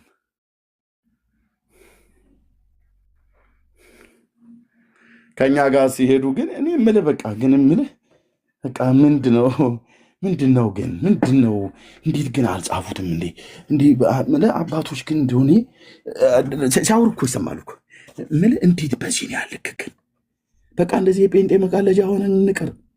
ይኸው ማርያም ታማልዳለች ብለው መምህራኖቻችን ስንት ዓመት ተሰበኩን። ምንም አንድ ጥቅስ መረጃ ይኸው ጴንጤው በየቦታው ላይ ነው። አንዱ መምህር ምን አለ? አንዲት ምን የምትባል ወፍ ነበረች። ጴንጤ ማለት እንደዛች ወፍ ነው አሉ። ቁስል ካገኘች ያች ወፍ ዝም ብላ ደጋግማ ነው የምትነቁሩ አሉ። ትንቆረሃ ታዲያ ብራዘር፣ መዥገር ያለበትን ከብት ምንድነው ጭሪ የምትባል ወፍ አለች እኛ አካባቢ። በኦሮምኛ ምን ነበር የምትባል? የሆነች ደም የምትመጥ ማለት ነው። እና ከብቶች በምጠብቅበት ሰዓት ላይ ትመጣና መዥገሮቹን ከለዋ ላይ ንቅል አርጋ ከከብቶቹ ላይ ታጸዳለች። እዚህ ብብታቸው ስር ትገባና ብቻ ስስብልታቸው ጭሪ የምትባለዋ ማለት ነው። ኦኬ እኔ የምልህ በየብብት ስር ምንድን ነው የተጻፈው? መጽሐፉ ምንድን ነው የተጻፈው? ወንጌል ልትሰብክ መንገድ ላይ ወጥተህ መስበክ ከጀመርክ ቁጥር 1 የሚቃወምህ ማን ነው? ኦርቶዶክሳውያን። አፍክን ዝጋ፣ ዝም በል። ይድፋ የአባቴ አምላክ። ምንድን ነው እነኝህ ትናንትና መጥተው በጣም እኮ ምድሪቱን አገሙት ይሏል። እናንተ እንኳን አለገማችሁትም። አንድ ማዕት የሙታን አጽም እያመንክ ማለት ኢየሱስ ጌታ ነው ብለን ወንጌል ይዘን ስለወጣን ነው ምድሪቱን ያገማ ነው። አገሟት። እንደው ኪዳነ ምሕረት እመቤቴ ትድረስላቸው እንጂ ምድሪቱ እኮ ገማች ይሏል። ይፋረደኛ አባቶች አምላክ። አንድ ቪዲዮ ኤርሚዬ ግን መጽሐፉን ብዙ ጊዜ ለብዙ ጉዳይ ነካክተውታል፣ አስተካክለውታል፣ መጽሐፍ ቅዱሱን አርመውታል አይደል? በጣም በተደጋጋሚ አሁን አዲስ እትምም አውጥተዋል። ምንድን ነው ግን እንደዛ ሲነካኩት ደፈር ብለው ማርያም ታማልዳለች የምትል አንድ መስመር መጽሐፍ ለምን ከበዳቸው? አንድ መስመር ደፈር ብለው ማለት ነው። እንዲህ ከደፈሩ አይቀር የሆነ ያነቃቸው ጉዳይ አለ ማለት ነው። ገብቷል? ምንድነው እንትን ያላቸው ማለት ይሄ በጣም የጥያቄ የሚመለስልኝ ደስ ይለኝ። ደፍረው የለ ብዙ ነገር ለማስተካከል ለመቀየር ሞካክረዋል። እቺን ለምን አድርገው ያስደስቷቸው ምዕመናኖቻቸው በቃ ይሄው በቃ ብለው የሆነች ቦታ ለምሸጎር ያደርጉ እንደው ድፍረቱ ካላቸው ማለት ነው።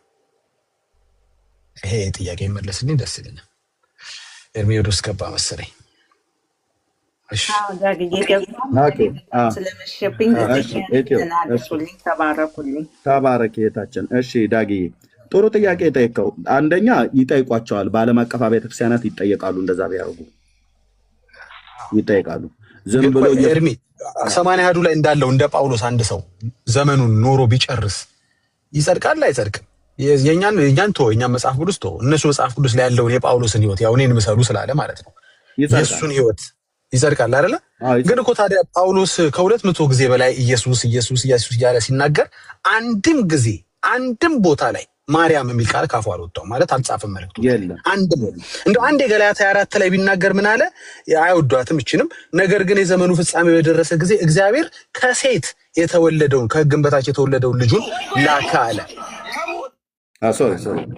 ችግር አንተ ጋር ነው። እሺ እንግዲህ ስለ ማርያም ሐሳቡን እንኳን ሲናገር ከሴት ብሎ ነው የጻፈው። ከማርያም የተወለደውን ከሕግ በታች የተወለደውን ልጁን እንኳን አላለም ጳውሎስ። ለምንድን ነው ምን ነክቶት ነው ጳውሎስ አንድ ጊዜ ማርያም ማለት ያልፈለገው? ለምንድን ነው? ስለገባው ነው። ወንጌል ማን እንደሆነ ስለገባው ነው። መዘመርም መሰበክም ማን እንዳለበት ስለገባው አንዴ ሜንሽን ያላረጋት ለዚህ ነው። አንዴ ሜንሽን ባናረጋት እንደ ጳውሎስ የዘላለም ሕይወት ይኖረን ይሆን? በማን ያዱ ላይ ያለውን አይነት የጳውሎስ ሕይወት ብንኖረው አንዴ ሜንሽን ሳናረግ ሳንዘምርላት ሳንሰግድላት በዓሏን ሳናከብር ስለሷ ሳንጽፍ ሳናወጋ ሳናወራ ዘመናችን ቢያልቅ እንጸድቃለን? ኦርቶዶክሶች እስኪ ንገሩን። እንደ ጳውሎስ ኖረን ብንጨርስ ማለት ነው።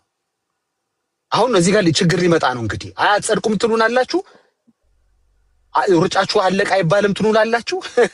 የቸገረ እኮ ነው እኮ ሰው ጳውሎስ 14 መጽሐፍ እንግዲህ ቢያንስ ዕብራውያን ከጨመርን ያህል ጽፎ አንዴም ሜንሽን ሳያደርግ ኢየሱስን ግን በተለያየ መልኩ ሲያስቀምጥ ኢየሱስ እንኳን የሚለውን ቃል ብቻ ብንመለከት ከ200 ጊዜ በላይ ጠቅሶታል። ስለዚህ ይሄ ነው ታርጌቱ፣ ፎከሳችን ኢየሱስ ነው በቃ። እዛ ቤት ግን ግሳንግሶች አሉ።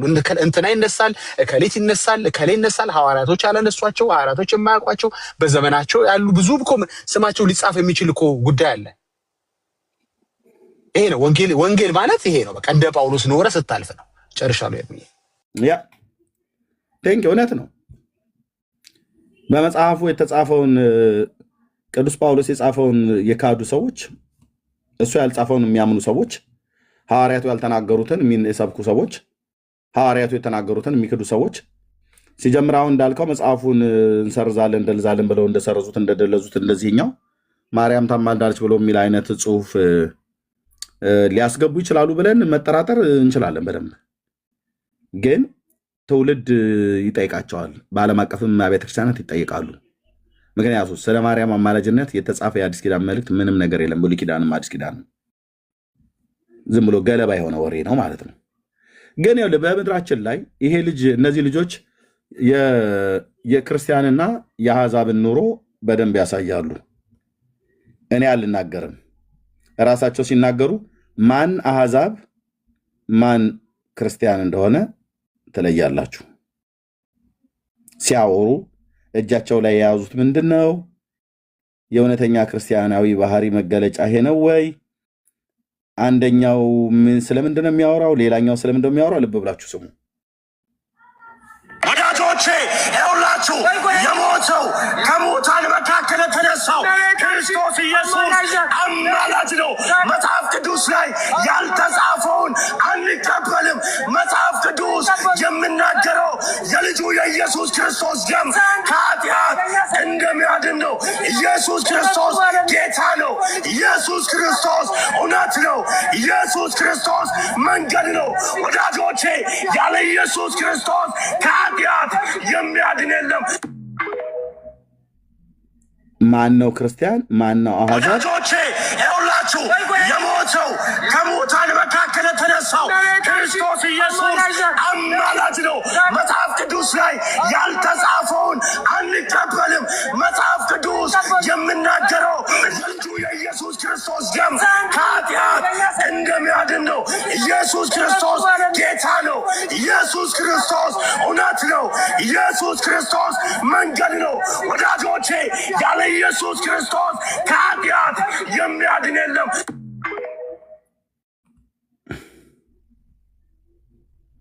ወዳጆቼ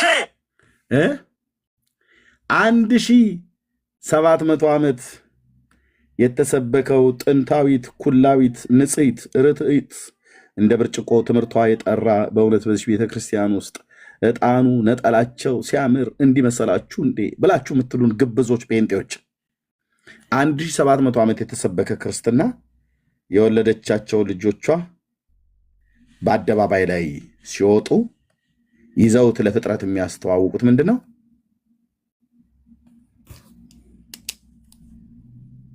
የአረማውያን ጣዖት፣ የሰው እጅ ስራ፣ ራሷን ከጨምዳጅና ከቀዳጅ እጅ የማታድን ክብሪት ብትለኩስባት ተኮማትራ የምትጠፋ ስዕል የ1700 ዓመት ክርስትና የተሰበከበት ጉብል ወጣት ኦርቶዶክሳዊ ይሄ ነው። ትናንትና የመጣ በሰልባጅና በስንዴ የመጣ የሉተር ሃይማኖት ተብሎ እኔ ሁሉ እንኳን ጭምር ከዛሬ 27 ዓመት በፊት አፌን ስከፍትበት የነበረ እምነት ቤንጤ ቆስጤ እያልኩ ሳላግጥ ትናንት መጣችሁ ምጥ ለእናቷ አስተማርቻት እንደሚባለው አይነት ከሆነ ከልክ አለፈ የእናንተ ጉዳይ ተብሎ የተባለ ትናንትና የመጣ ሃይማኖት እጁ ላይ ምንድነው የተገኘው? ቅዱስ መጽሐፍ። በአንደበቱ የሚመሰክረው ማንን ነው?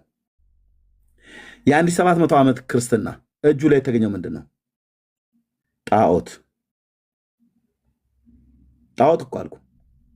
ግድግዳ ላይ ተለጥፎ ዝንቦች ከነ ልጆቿ አስረሽ ምቹ ስጨፍርባት የምትውል እንደው እስቲ እባክሽ ያ ስዕል አቧራው የመንገዳው አቧራ ሁሉ እንዳለ ቤቱም ሞልቶታል። እስቲ ቸብ አድርገው አራግፊው።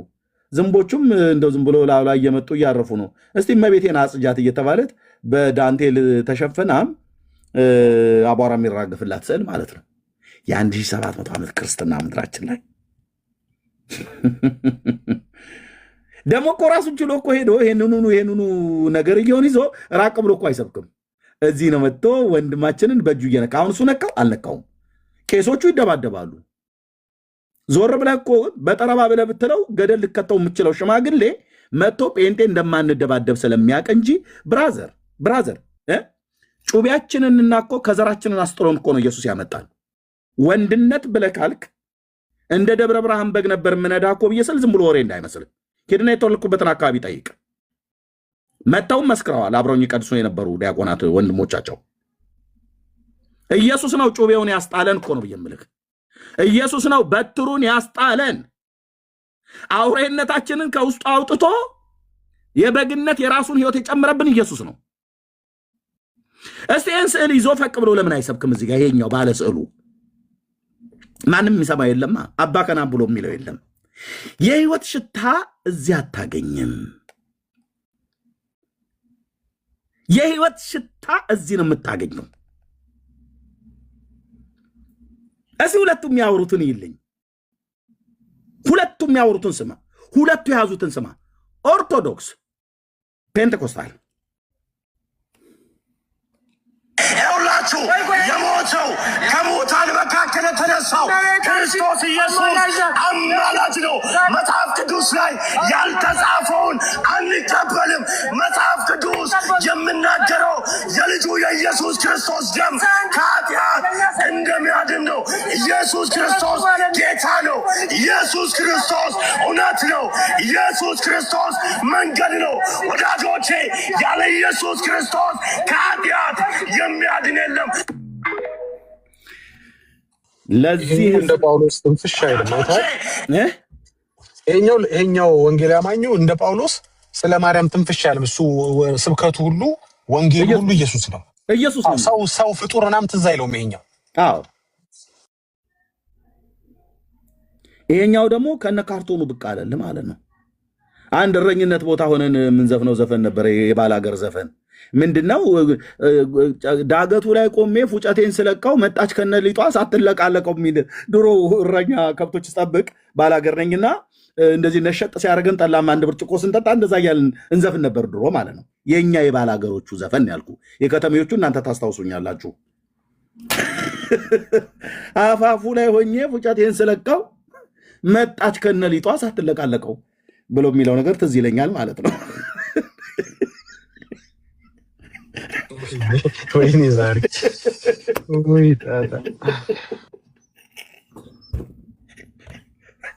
እንዴ በመድኃኒዓለም 1700 ዓመት የተሰበከ ክርስትና መጽሐፍ ቅዱስን ይዞ ሊወጣ ሲገባ ትውልዱ መጽሐፍ ቅዱስ ይዞ የመጣው ትናንትና መጣ የተባለው ቤንጤ የተባለው የኔ ወንድምና የኔ ወገን የኔ ህዝብ ሆኖ ተገኘላ አልኩ።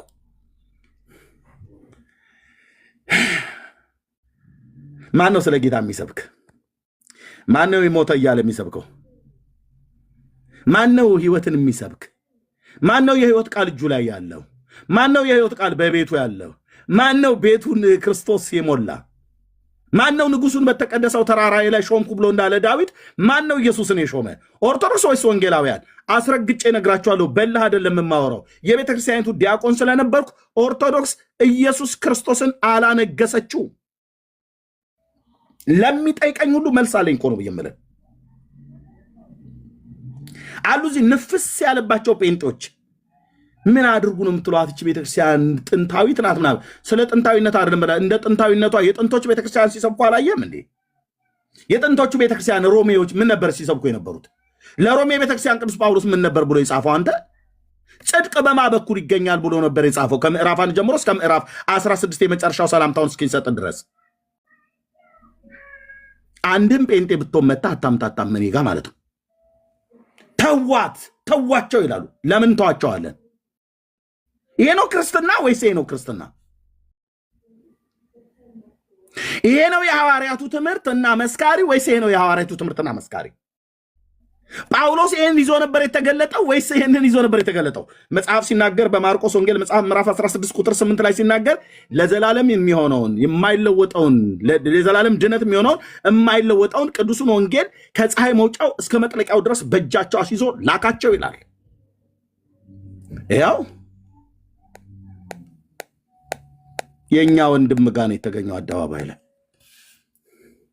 እንዳሜባ ላው ላይ ተለጥፎ ፈቅ ብሎ ነበር መስበክ።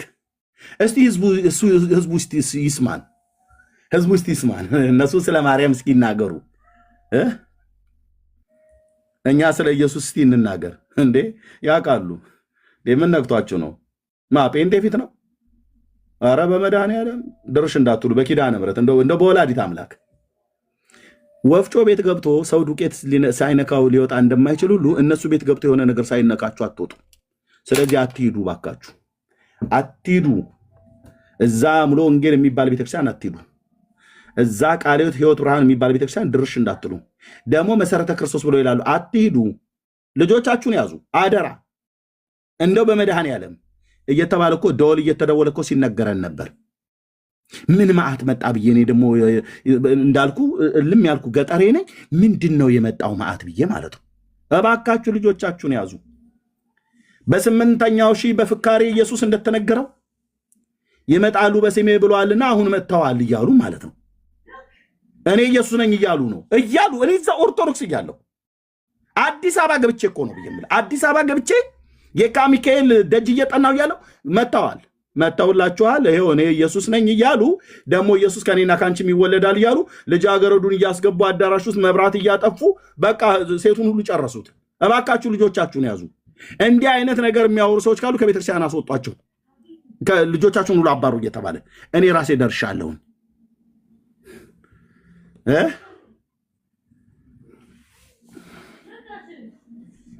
ጌታ እኮ ነው የረዳኝ ነው ብዬ የምልህ። በእውነት ጌታ ነው የረዳኝ። በእኔ ኃይለኝነት የዛን ቀን ከዘራ ይዤ አለመሄዴ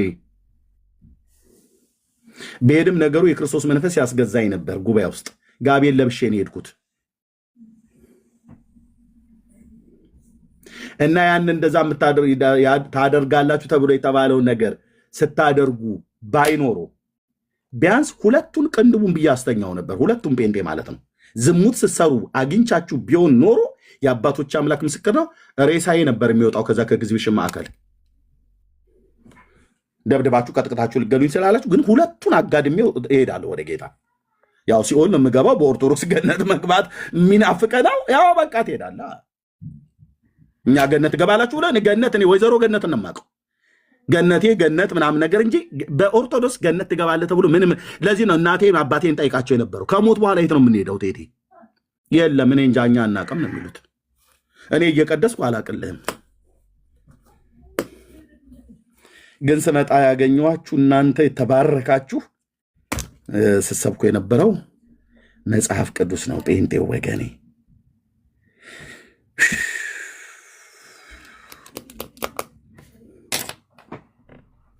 ይህ ነው የኛ ኦርቶዶክስነት። የ1700 ዓመት ክርስትና የጥንት የጠዋቱ በእውነት ሐዋርያት የሰሯት አንዲት ቤተክርስቲያን። በዚህ ቤተክርስቲያን ውስጥ ካልሆናችሁ በስተቀር ድነትን አታገኙም ይሉናል። የቤተክርስቲያን ተቋም ይሰብኩናል። ታውቃለህ? ተቋም ካርቶኑን ይዞልህ ወጣ ማለት ነው። ቅድም እንዳልኩ እንደ እረኝነት ዘፈኔ ሳትለቃል መጣች ከነሊጧ ሳትለቃለቀው እንደተባለ ከቻለልህ የጎረምሳ ማለት ነው። እጁ ላይ ምንድን ነው የያዘው? ካርቶን። ራሱን ከራሱ ሊያድን የማይችል ከቀዳጅና ከጨምዳጅ እጅ ሊያድን የማይችል ካርቶን፣ ህይወት የማይሰጥ ካርቶን። ብትተሻሸውም ብትስመውም አኝከ ብትውጠውም ምናልባት ለአንጀት በሽታ የሆንበት ካልሆነ በስተቀር ምንም የማይጠቅም ካርቶን።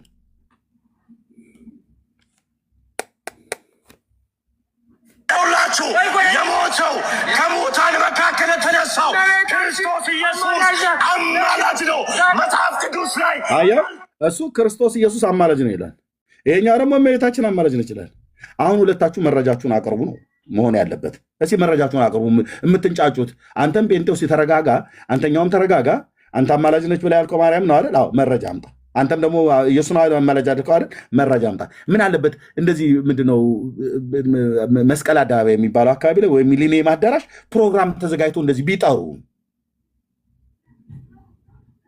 ቢጠሩን መቼም ዙሪያዬን ባህር ነው እንደምንም ብዬ የሙሉ ጊዜ አገልጋይ ስለሆንኩ የአየር ትኬት ዳጊ መኪናን ሸጠ ቢሆን ላክልኝ እለዋለሁ።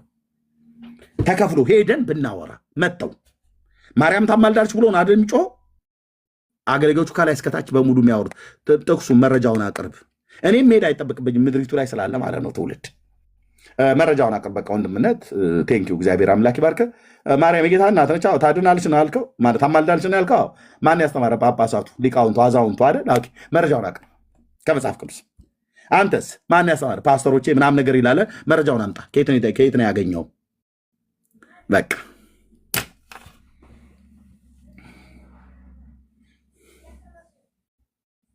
የሴት ሰባኪ፣ የወንዱ ሰባኪ፣ የወንዱ ልጅ ሰባኪ፣ የሴቷ ልጅ ሰባኪ። ሴቷ ልጅ ሰበኩ ብሎ ያለ ማን አለ? በእውነት በሴቷ ልጅ የሚያምን ብሎ አለ እንዴ? ሴትን ማናነቄ እንዳመስልህ። 2 ሴቶች ልጆች አሉኝ፣ 4 ሴቶች እህቶች አሉኝ፣ አንድ የተባረከች ሴት ሚስት አለች። በ7 ሴቶች ታጥሬያለሁ ማለት ነው። ሚስቴ፣ 2 ሴቶች ልጆቼ፣ 4 እህቶቼ፣ እናቴም ስላለች በ7 ሳይሆን በ8 ሴቶች ማለት ነው። እህቶቼ 4 እህቶቼና እናቴ በህይወት ስላለች 5፣ ሚስቴ 6፣ 2 ልጆቼ 8። በ8 ሴት ታጥሬ ሴትን እያቃለልኩ አይደለም። በተጠመቀ ጆሮአችሁ ስሙን። የሴቷ ሰባኪ ያልኩህ እመቤቴ ታድናለች ይላል። የቱ ጋር ነው እንደዚህ ተብሎ የተጻፈው ነው? ይሄኛው ወንድም ደግሞ ኢየሱስ ያድናል ነው። የቱ ጋር ነው የተጻፈው? መረጃችሁን አቅርቡ መባል ያለበት ባለ ካርቶኑና ባለ መጽሐፍ ቅዱሱ ማለት ነው። መጽሐፉን አንቀበልም።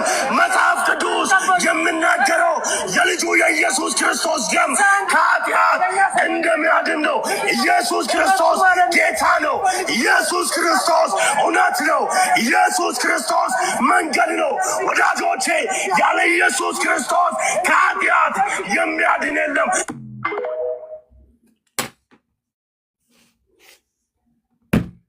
This is Orthodox, this is Pente.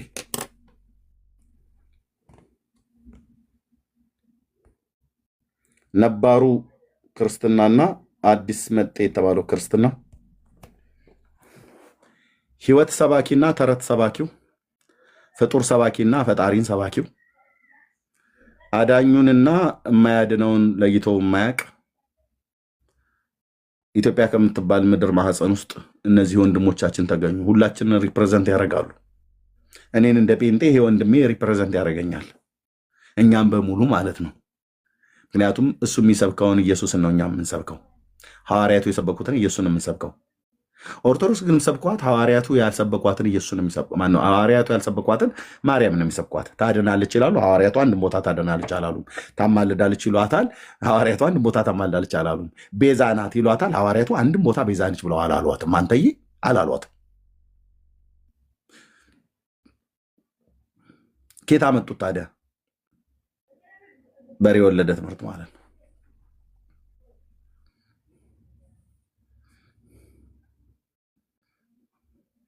ምን ይላሉ ቤተሰቦቻችሁ? ወንድሞች እናቶች ምን አሉ? እናትህ ወንድሜ፣ በጌታ አንተ ያመንከው ወንድሜ፣ ገነት ቸርች የምትሄደው ወንድሜ ማለት ነው።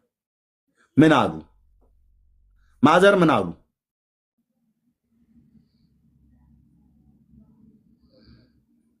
እህቶች ወንድሞች ምን አሉ? ስለ ጌታ ነገር ስትነግራቸው ወይስ አልተነግራቸውም? አንተ የእሑድ እሑድ ገነት ቸርች ብቻ እየሄድክ ጌታን እያመለክ አስራትም ካለ የምትሰጥ ማሰጥም ከሆነ ምን አሉ?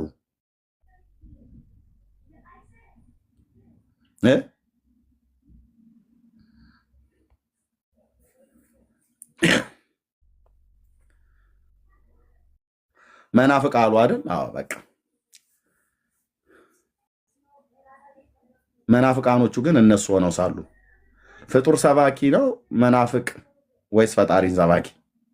መጽሐፍ ቅዱስ የያዘ ነው መናፍቅ ወይስ በሰው እጅ የተሳለ ካርቶን ስዕል ይዞ የወጣ ነው መናፍቅ?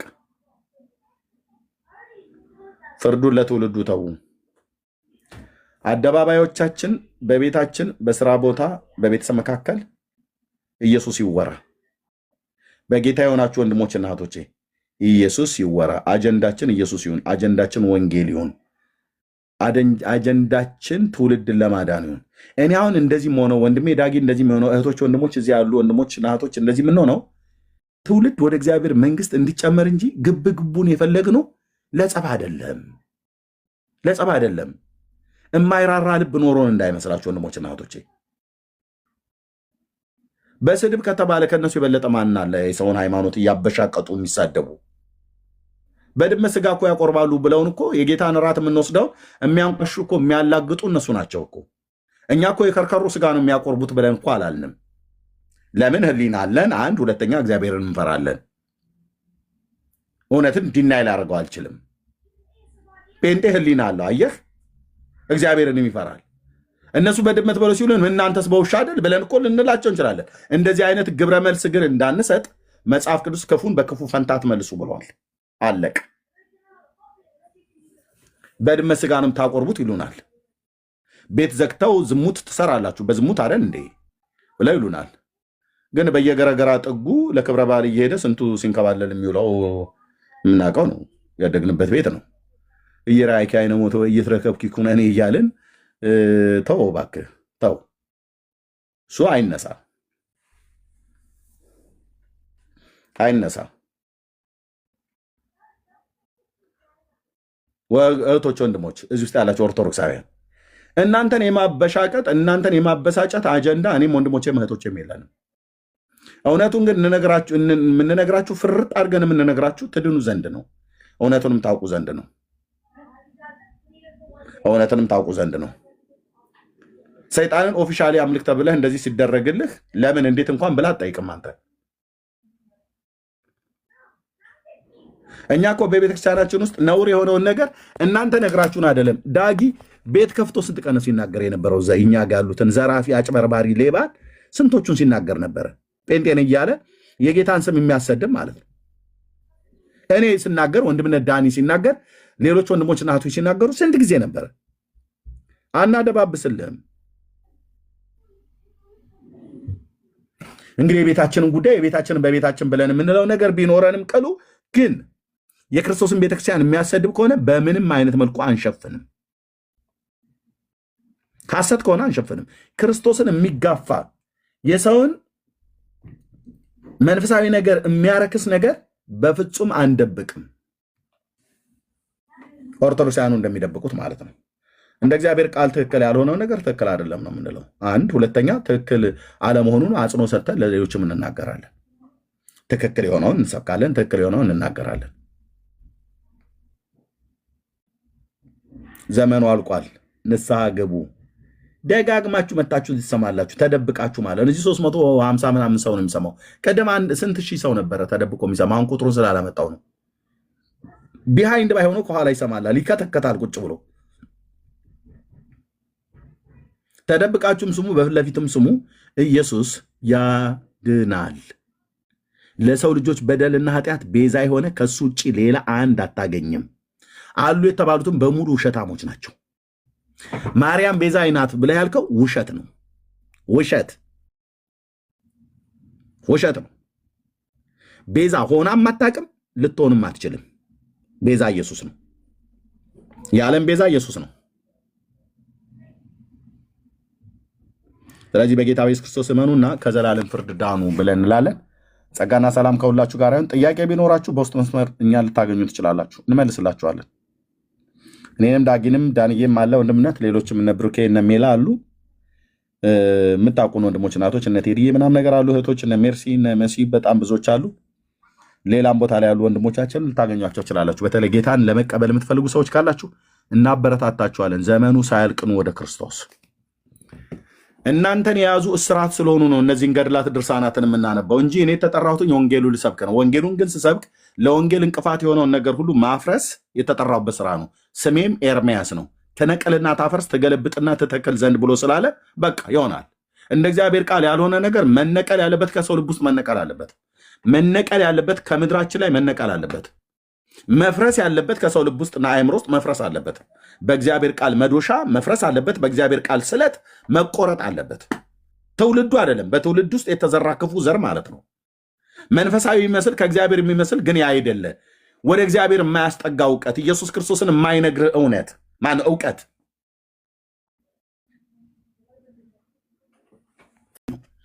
ይህንን አይቶ ማንም ሰው ይሄ የመካ መዲናው የሙስሊሞቹ አርማ የሚል ሰው ካለ አእምሮውን ያጣ ወፈፌ ካልሆነ በስተቀርም ሌላ ምን ልንለው እንችላለን? ነዋ ወንጌል መንግስት እያለ የእስላሞቹ እኮ ነው እንደ ኤርምያስ ብሎ የሚል ሰው ካለ የታመመ ሰው ነው፣ ጤነኛ ሰው አይደለም። ይህንን አረዌ በትር እያየ ነቢዩ መሐመድ የያዘው ነበር ብሎ ካለ ጤነኛ ሰው አይደለም፣ ህሊናውን የሸጠ ሰው ነው። ይሄ የኢትዮጵያ ኦርቶዶክስ ተዋሕዶ ቤተክርስቲያን ሎጎ ነው፣ አርማዋ ማለት ነው። ኦኬ ሙሉ ወንጌል ብዬ ደግሞ ስለጻፍ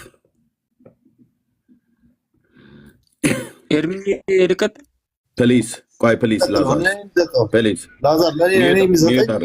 ለአዳም ነው ሰጠው ሚት አድርግ ቴንኪው። ሙሉ ወንጌል ብዬ ስል ይታያል። ሙሉ ወንጌል ማለት ነው። ሙሉ ወንጌል ብለህ ጉግል ላይ ስትጽፍ ይሄ ፒክቸር ይመጣላል፣ ይሄ ሎጎ ይመጣላል። የኢትዮጵያ ሙሉ ወንጌል ቤተክርስቲያን ለእኔ ወንጌል ይዛልኝ የመጣችው የዳንኩበትን ወንጌል የነገረችኝ ቤተክርስቲያን ሎጎዋ ይሄ ነው። የሙሉ ወንጌል ህዝብ ለዚህ ይሰግዳል አይሰግድም? ወደዚህ ጸልዩ ለምኑ ይላል አይልም? ብለንም አናቅም። ነውር ማስረጃ ፕሊዝ ካደረግ እታች ተወርደ ቀጥታ ታች ነው ማወርደ ላዛርስ ቀጥታ ታች ነው ማወርደ ቴንኪው። ያ የአንድ የሁለት የሶስት ቤተክርስቲያን ላሳይና ከዛ ሎጎ የላቸውም ብሎ ስላለ ማለት መሰረተ ክርስቶስ ብዬ ጽፍ ሎጎ መጣ ማለት ነው። ይሄ የኢትዮጵያ መሰረተ ክርስቶስ ቤተክርስቲያን ኦፊሻል ሎጎዋ ነው። ሎጎ ነው ያልኩ። ይሄ የዓለም ካርታ ነው። እሱ ነው ሪፕሬዘንት የሚያደርገው። ይሄ ደግሞ የጌታችን የኢየሱስ ክርስቶስ መስቀል ነው። ምን እያለች ነው? ክርስቶስ ለዓለም ሁሉ ሞቷል ብሎ የሚለውን ሪፕሬዘንት የሚያደርግ ነው ማለት ነው። የሙሉ ወንጌል መስቀልና እርግብ መጽሐፍ ቅዱስ አለበት። እርግቡ መንፈስ ቅዱስን ነው ሪፕሬዘንት የሚያደርገው። መስቀሉ ጌታችን ኢየሱስ ክርስቶስን ነው ሪፕሬዘንት የሚያደርገው። ኦኬ 1-2 ልጨምርልህና ላቁም ማለት ነው። ቃለ ሕይወት ብዬ ደግሞ ልጻፍ። ቃለ ሕይወት ቤተክርስቲያን ሎክ የቃለ ሕይወት ቤተክርስቲያን ደግሞ ኦፊሻል ሎጎዋ ይሄ ነው። ምንድነው ይሄ? ባይብል ነው፣ መጽሐፍ ቅዱስ። እላው ላይ ምንድነው ያለችው? ወልድ ያለው ሕይወት አለው። ይሄ ኦፊሻል ሎጎዋ ነው፣ የቃለ ሕይወት ማለት ነው። ለዚህ እንሰግዳለን? አንሰግድም። ለዚህ ሎጎ እንሰግዳለን? በፍጹም አንሰግድም። ወደዚህ ሎጎ እንጸልያለን? አንጸልይም። ለዚህ ሎጎ እንዘምራለን? አንዘምርም። አንድ ልጨምርልን።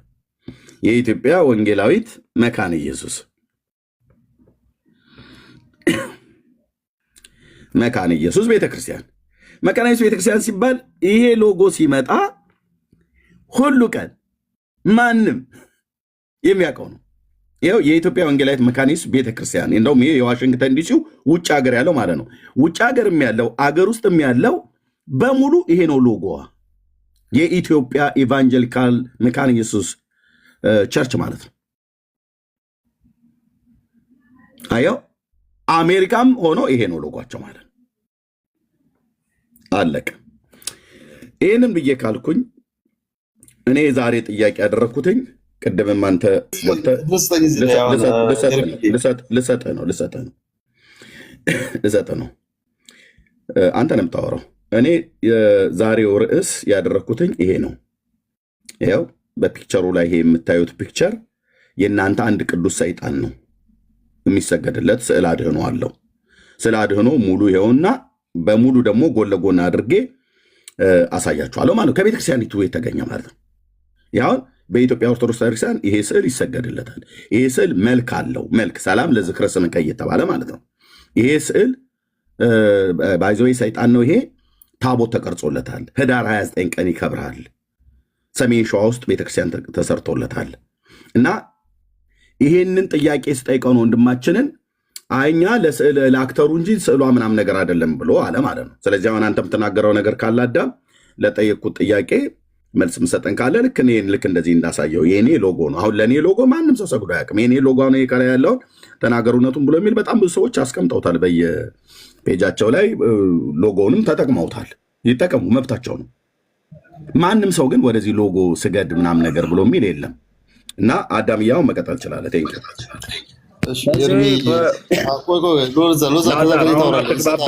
እሱ ቆይ አንዴ ላዛር አዳም ነው የሚያወራው። ቆይ አድመጣኝ። አንዴ ቆይ አዳም ፕሊስ እሰጥሃለሁ። አሁን አዳም ነው የሚያወራው። አዳም አውርቶ ከጨርሰ በኋላ ላዛር እሰጥሃለሁ። ሌላ ደግሞ አልፋ የሚለው አልፋ ያለ ኦሜጋ ቆይ አልፋ ኦሜጋም ገብቶ ቁጭ ብሏል። እንደዚህ በስርዓት ቁጭ ያሉ ሰዎች እነሱ ብድ ይሰጣቸው። እንደውም አዳም ካወራ በኋላ አልፋ ማውራት አለበት። እኔ እናንተ ቅድም ስናወራ ነበር ላዛር። ከዛ እሰጥሃለሁ ማለት ነው። አዳም 5 ደቂቃ በደቂቃ ቢሆን ደስ ይለኝ ነበር። ኦኬ በደቂቃ 5 ደቂቃ ለአዳም ሰጥቼዋለሁ። ከዛ ለአልፋ ሰጠዋለሁ። ከዛ ደግሞ ለአንተም ልክ እንደዚሁ 5 ደቂቃ ሰጣቸዋለሁ። እኔ ችግር የለውም። አዳም ቀጥል።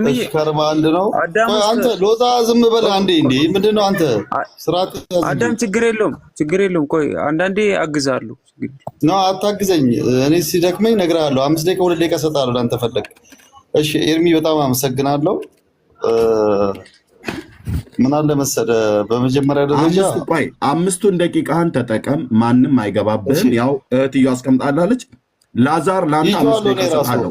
ቆይ ፕሊዝ ቆይ ላዛር ለአንተም 5 ደቂቃ ሰጥሃለሁ።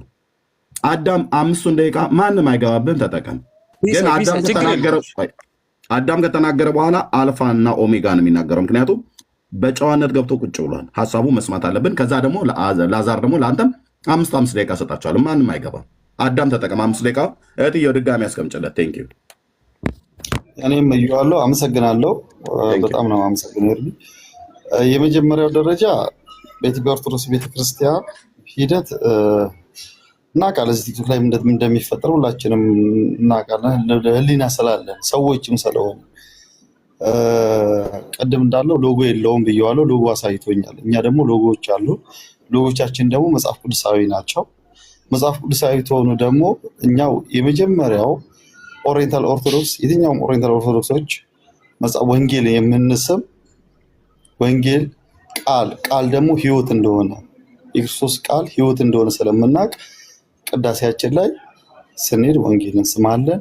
ያ ማለት ቃሉ ህይወታችን ነው ብለን ስለምናምን፣ ሁለተኛ ደረጃ ደግሞ እናንተ ሎጎ የሚኖራችሁ መግለጫ እንጂ ቃሉን ስለማታምኑት ይሄ እምነት የለንም የሚል አስተሳሰብ፣ እምነት የኛ መገልገያ እንጂ እኛ ለእምነታችን የምንሞት አይደለንም ብላችሁ ስለምታስቡ፣ ሐዋርያቶች ግን እምነት አለን ለእምነታችን ግን መስዋዕት መክፈል አለብን ብለው መስዋዕትም ከፍለው ስላለፉ፣ ሎጎ ማለት ምልክት ማለት ነው። ምልክታችን እኛ ደግሞ ክርስቶስ ነው። ከክርስቶስን በዘለለ ደግሞ ሎጓችን ምንድነው? ከክርስቶስን ቃሉን ተቀብለው ለእኛ በሐዋርያ ቅብብል ያስተላለፉ፣ ህይወታቸውን የሰው ለክርስትና ያለፉ፣ ክርስቶስም እነሱ ስላለፉ አይደለም ክርስቶስን በህይወቱ አልፎ ስላሳየን ለማን ለምልክት ምንድነው? ቃል፣ ህይወት፣ ትምህርት። ለዛ ትምህርት መስዋዕት መክፈላችን የዘላለም ህይወት ስለሚያሰጠን እንደናንተ አሁን እንደምታዩ ሎጎውን በአማርኛ በድሮ ቋንቋ ሎጎ አሁን የመጣው በድሮ ቋንቋ ግን ምልክት አንገታችን ላይ የምናስቀምጠው መስቀል ሮማንያን ተፍተውበት አንገታችን አንጠልጥ ረደይ ማለት ነው። ሐዋርያቶች ደግሞ ቃሉን ይዘው ቃሉን ላልተቀበሉ እነሱ አያርዱም፣ እነሱ ግን ለመታረድ ዝግጁ የሆኑ ማለት ነው። ስለዚህ እኛ ለምናቀርበው ሎጎዎች መጽሐፍ ቅዱሳዊ ነው። ለመጽሐፍ ቅዱሳዊ ደግሞ እንሰግዳለን። ለምን እንደምንሰግደው ክርስቶስ ኢየሱስ ክርስቶስ በከፈለውና እነሱን ባከበሩ ሐዋርያቶችም ቅዱሳኖችም ስለከፈሉ መስዋዕትነትን ስለምናስብ፣ ለምን ጳውሎስ እኔ ክርስቶስ እንደመሰልኩኝ እናንተም እኔ ምሰሉ ስላለ። ሶስተኛ አሁን ያቀረብኩ ይህን ኦርቶዶክስ ይሰግዳሉ ሸሜን ሸዋ ምናምን ያላልከው እንደዚህ አይነት በኢትዮጵያ ኦርቶዶክስ ቤተክርስቲያን ውስጥ የለም ታለም። እንግዲህ አንተ ያመጣው ይሆናል። እኛ ምንፍቅና ዛሬ አይደለም የዛሬ 600 የዛሬ 1700 400 ዓመት የተፈጠረ ነው። በአራተኛው በአምስተኛው ክፍለ ዘመን ተፈጥሯል። ክርስቶስ ራሱ እያለ የዛሬ 2000 ዓመት ምናምን ምንፍቅና ነበረ። እንደዚህ የሚያምታቱ ነበሩ። ያ አይደለም የኛ የክርስቲያኖች አስተሳሰብ። ላቀረብከው ይሄ ለሎጓችን እኛ ሎጓችን መጽሐፍ ቅዱሳዊና እኛ አስተማሪና የክርስቶስን መንገድ የሚያሳየን ስለነበረ እውነተኛ ስለሆነም በዛ መንገድ ስንሰግድ ስንሰግድ ለስዕሉ ባለቤት ለከፈለው መስዋዕት ነው ምንሰግደው። ምክንያቱም እግዚአብሔርን ያከበረ ማን ያዋርደዋል እንደሚል መጽሐፍ ቅዱስ ሁሉ ክርስቶስን አክብረው በክርስቶስ አምነው በክርስቶስ ሁሉን ችለው ያለፉ ቅዱሳኖች እነሱ መምሰል እንፈልጋለን። እኛ ኦርቶዶክሶች እኛ ክርስቲያኖች እነሱ መምሰል ስለምንፈልግ የነሱን ኃይል የነሱን ጉልበት የነሱን ትምህርት እንከተላለን ማለት ነው። ይሄን ያቀረብከው መጨረሻ ተሸክሞ ያየው ስል ጥቁር በመሆኑ ችግር የለብንም። ተክለ ሃይማኖትም ጥቁር ስለነበሩ በግሪክም በግሪክ ሳይሆን በኦሪየንታል ኦርቶዶክሶች የሚቀበሏቸው ነው። በእነኛ መስገዳችን እኛ ለስዕሉ ባለቤትና ለስዕሉ ለከፈሉት መስዋዕት ያንን መንገድ እንድንከተል የሚያደርገን መስዋዕት ነው። ሌላው በመጨረሻ አካባቢ የሚገልጸው ለወንድሜ ሰጠዋለሁ። ኦርቶዶክሳውያን የሚከተሉት ኢየሱስ ክርስቶስን የአብ ልጅ የባህሪ ልጁ ቅድመ ዓለም የተፈጠረ ከድንግል ማርያም ስጋን የነሳ ማዳንም ህይወትም ከክርስቶስ ውጭ የሌለ ብለን መናምን ስለሆነ ገብርኤል ቤተክርስቲያን፣ ማርያም ቤተክርስቲያን፣ ሚካኤል ቤተክርስቲያን የፈለገውን ብንጠቅስ የምንፈትተው አሐዱ ቅዳሴያችን አንድ አሐዱ አብ፣ አሐዱ ወልድ፣ አሐዱ ቅዱስ ብለን የምንጀምረው አሐዱ መንፈስ ቅዱስ ብለን የምንጀምረው። ስለዚህ እኛ ክርስቲያኖች የትም ቤተክርስቲያን ብንሄድ ማርያም የገብርኤል ስጋ የለውም፣ የሚካኤል ስጋ የለውም። የክርስቶስን ስጋ ወስደን ጠጥተን በልተን ክርስቶስን አክብረን የምንወጣበት ቤተክርስቲያን ነው። የኛ ትልቁ ጸሎት ቅዳሴያችን ነው። በኢትዮጵያ ኦርቶዶክስ ቅዳሴ ማለት ክርስቶስን ኢየሱስን በምድር ላይ የፈጸመልንን ቤዛነት የአዳምን ውድቀት ቅድመ አብሶን የሰበረልን ከክርስቶስ ከአብ ጋር የተገናኘንበት ለምን ወልድ ከአብ ስለመጣ መንገዱን ያሳየን። ደቂቃ አልቋል። አዳምዬ እላው ላይ አንተው እንትን ላይ ተጽፎ ነበር 5 ደቂቃ አልቋል። በኋላ የምትለውም ካለ ደግሞ እንደዚሁ ይጨምርልሃል ማለት ነው። ግን የጠየኩትን ጥያቄ ምን እንደነበረ ወንድማችን አዳም የመልሰውን ምን እንደነበረ እኔ መናገር አይጠበቅብኝም። መልሼ እራሳችሁ ስለሰማችሁ እዚህ ያላችሁ ቢያንስ በውስጥ ተደብቃችሁ ከምሰሙት ውጭ እዚህ 300 ሰው የምሰሙት ምን እንደመለሰ ሰምታችኋል ማለት ነው። ኦኬ የኔ ጥያቄ ምን እንደነበረ የጠየኩትኝ እሱም ደግሞ 5 ደቂቃ ስጠኝ ብሎ 10 ደቂቃ ስጠኝ ብሎ ብለኝ ይሰጠዋለሁ። ማንም አይገባበትም። ቆይ ፕሊዝ ቆይ ፕሊዝ ቆይ እኔ አልሰራውም። የጠየቅኩን ትመልስልኝ ነበር። 5 ደቂቃ የተሰጠህ። እሺ መልስልኝ እስኪ 1 ደቂቃ ስጠኝና መልስልኝ። ጠይቄ ምንድን ነው ያልከው? እሺ አይ ጥያቄውን አልጠይቅህም። ይሄ አሁን እዚህ ድጋሚ እንድጠይቅህ ከተፈለከሽ ይሄ በፒክቸሩ ላይ የተቀመጠውና ሌሎችም የቅዱሳት ስዕላት ብላችሁ የምትሏቸው የምታመልኳቸው ሎጎዎቻችሁ ናቸው ወይ? ቅዱሳት ስዕላት ብላችሁ ወደ እነሱ የምትጸልዩ፣ ለእነሱ የምትሰግዱ፣ ለእነሱ የምትዘምሩ፣ ወደ እነሱ የምትለምኑ ናችሁ ነው እኔ እያልኩ ያለሁት። አንተ መልሼ እልሃለሁ እኮ ኤርሚ፣ ይህን ያልከው በመጀመሪያ ውሸት ነው። ይህን ጥቁሩን ሰው እያመጣው የመጀመሪያ አንተ ስራ ስለሌለ ስራህን ለመክፈት እና ለመሸወድ ካቶሊኮ ጴንጤዎች የሚወዱትን ጴንጤኮስታል የሚወዱትን ገንዘብ ለመሰብሰብ የምታደርገው መንገድ ነው። ሁለተኛ እንደዚህ አይነት ቤተ ክርስቲያን ስዕል የለም። ሁለተኛ ደግሞ ሎጎዎችም የምናደርጋቸው ሎጎዎች እኛ በዛን ጊዜ ዘመን ካሜራም የለም ምንም የለም። ግን አባቶቻችን እንደናንተ አባት አልባ አይደለንም። አባቶቻችን ደግሞ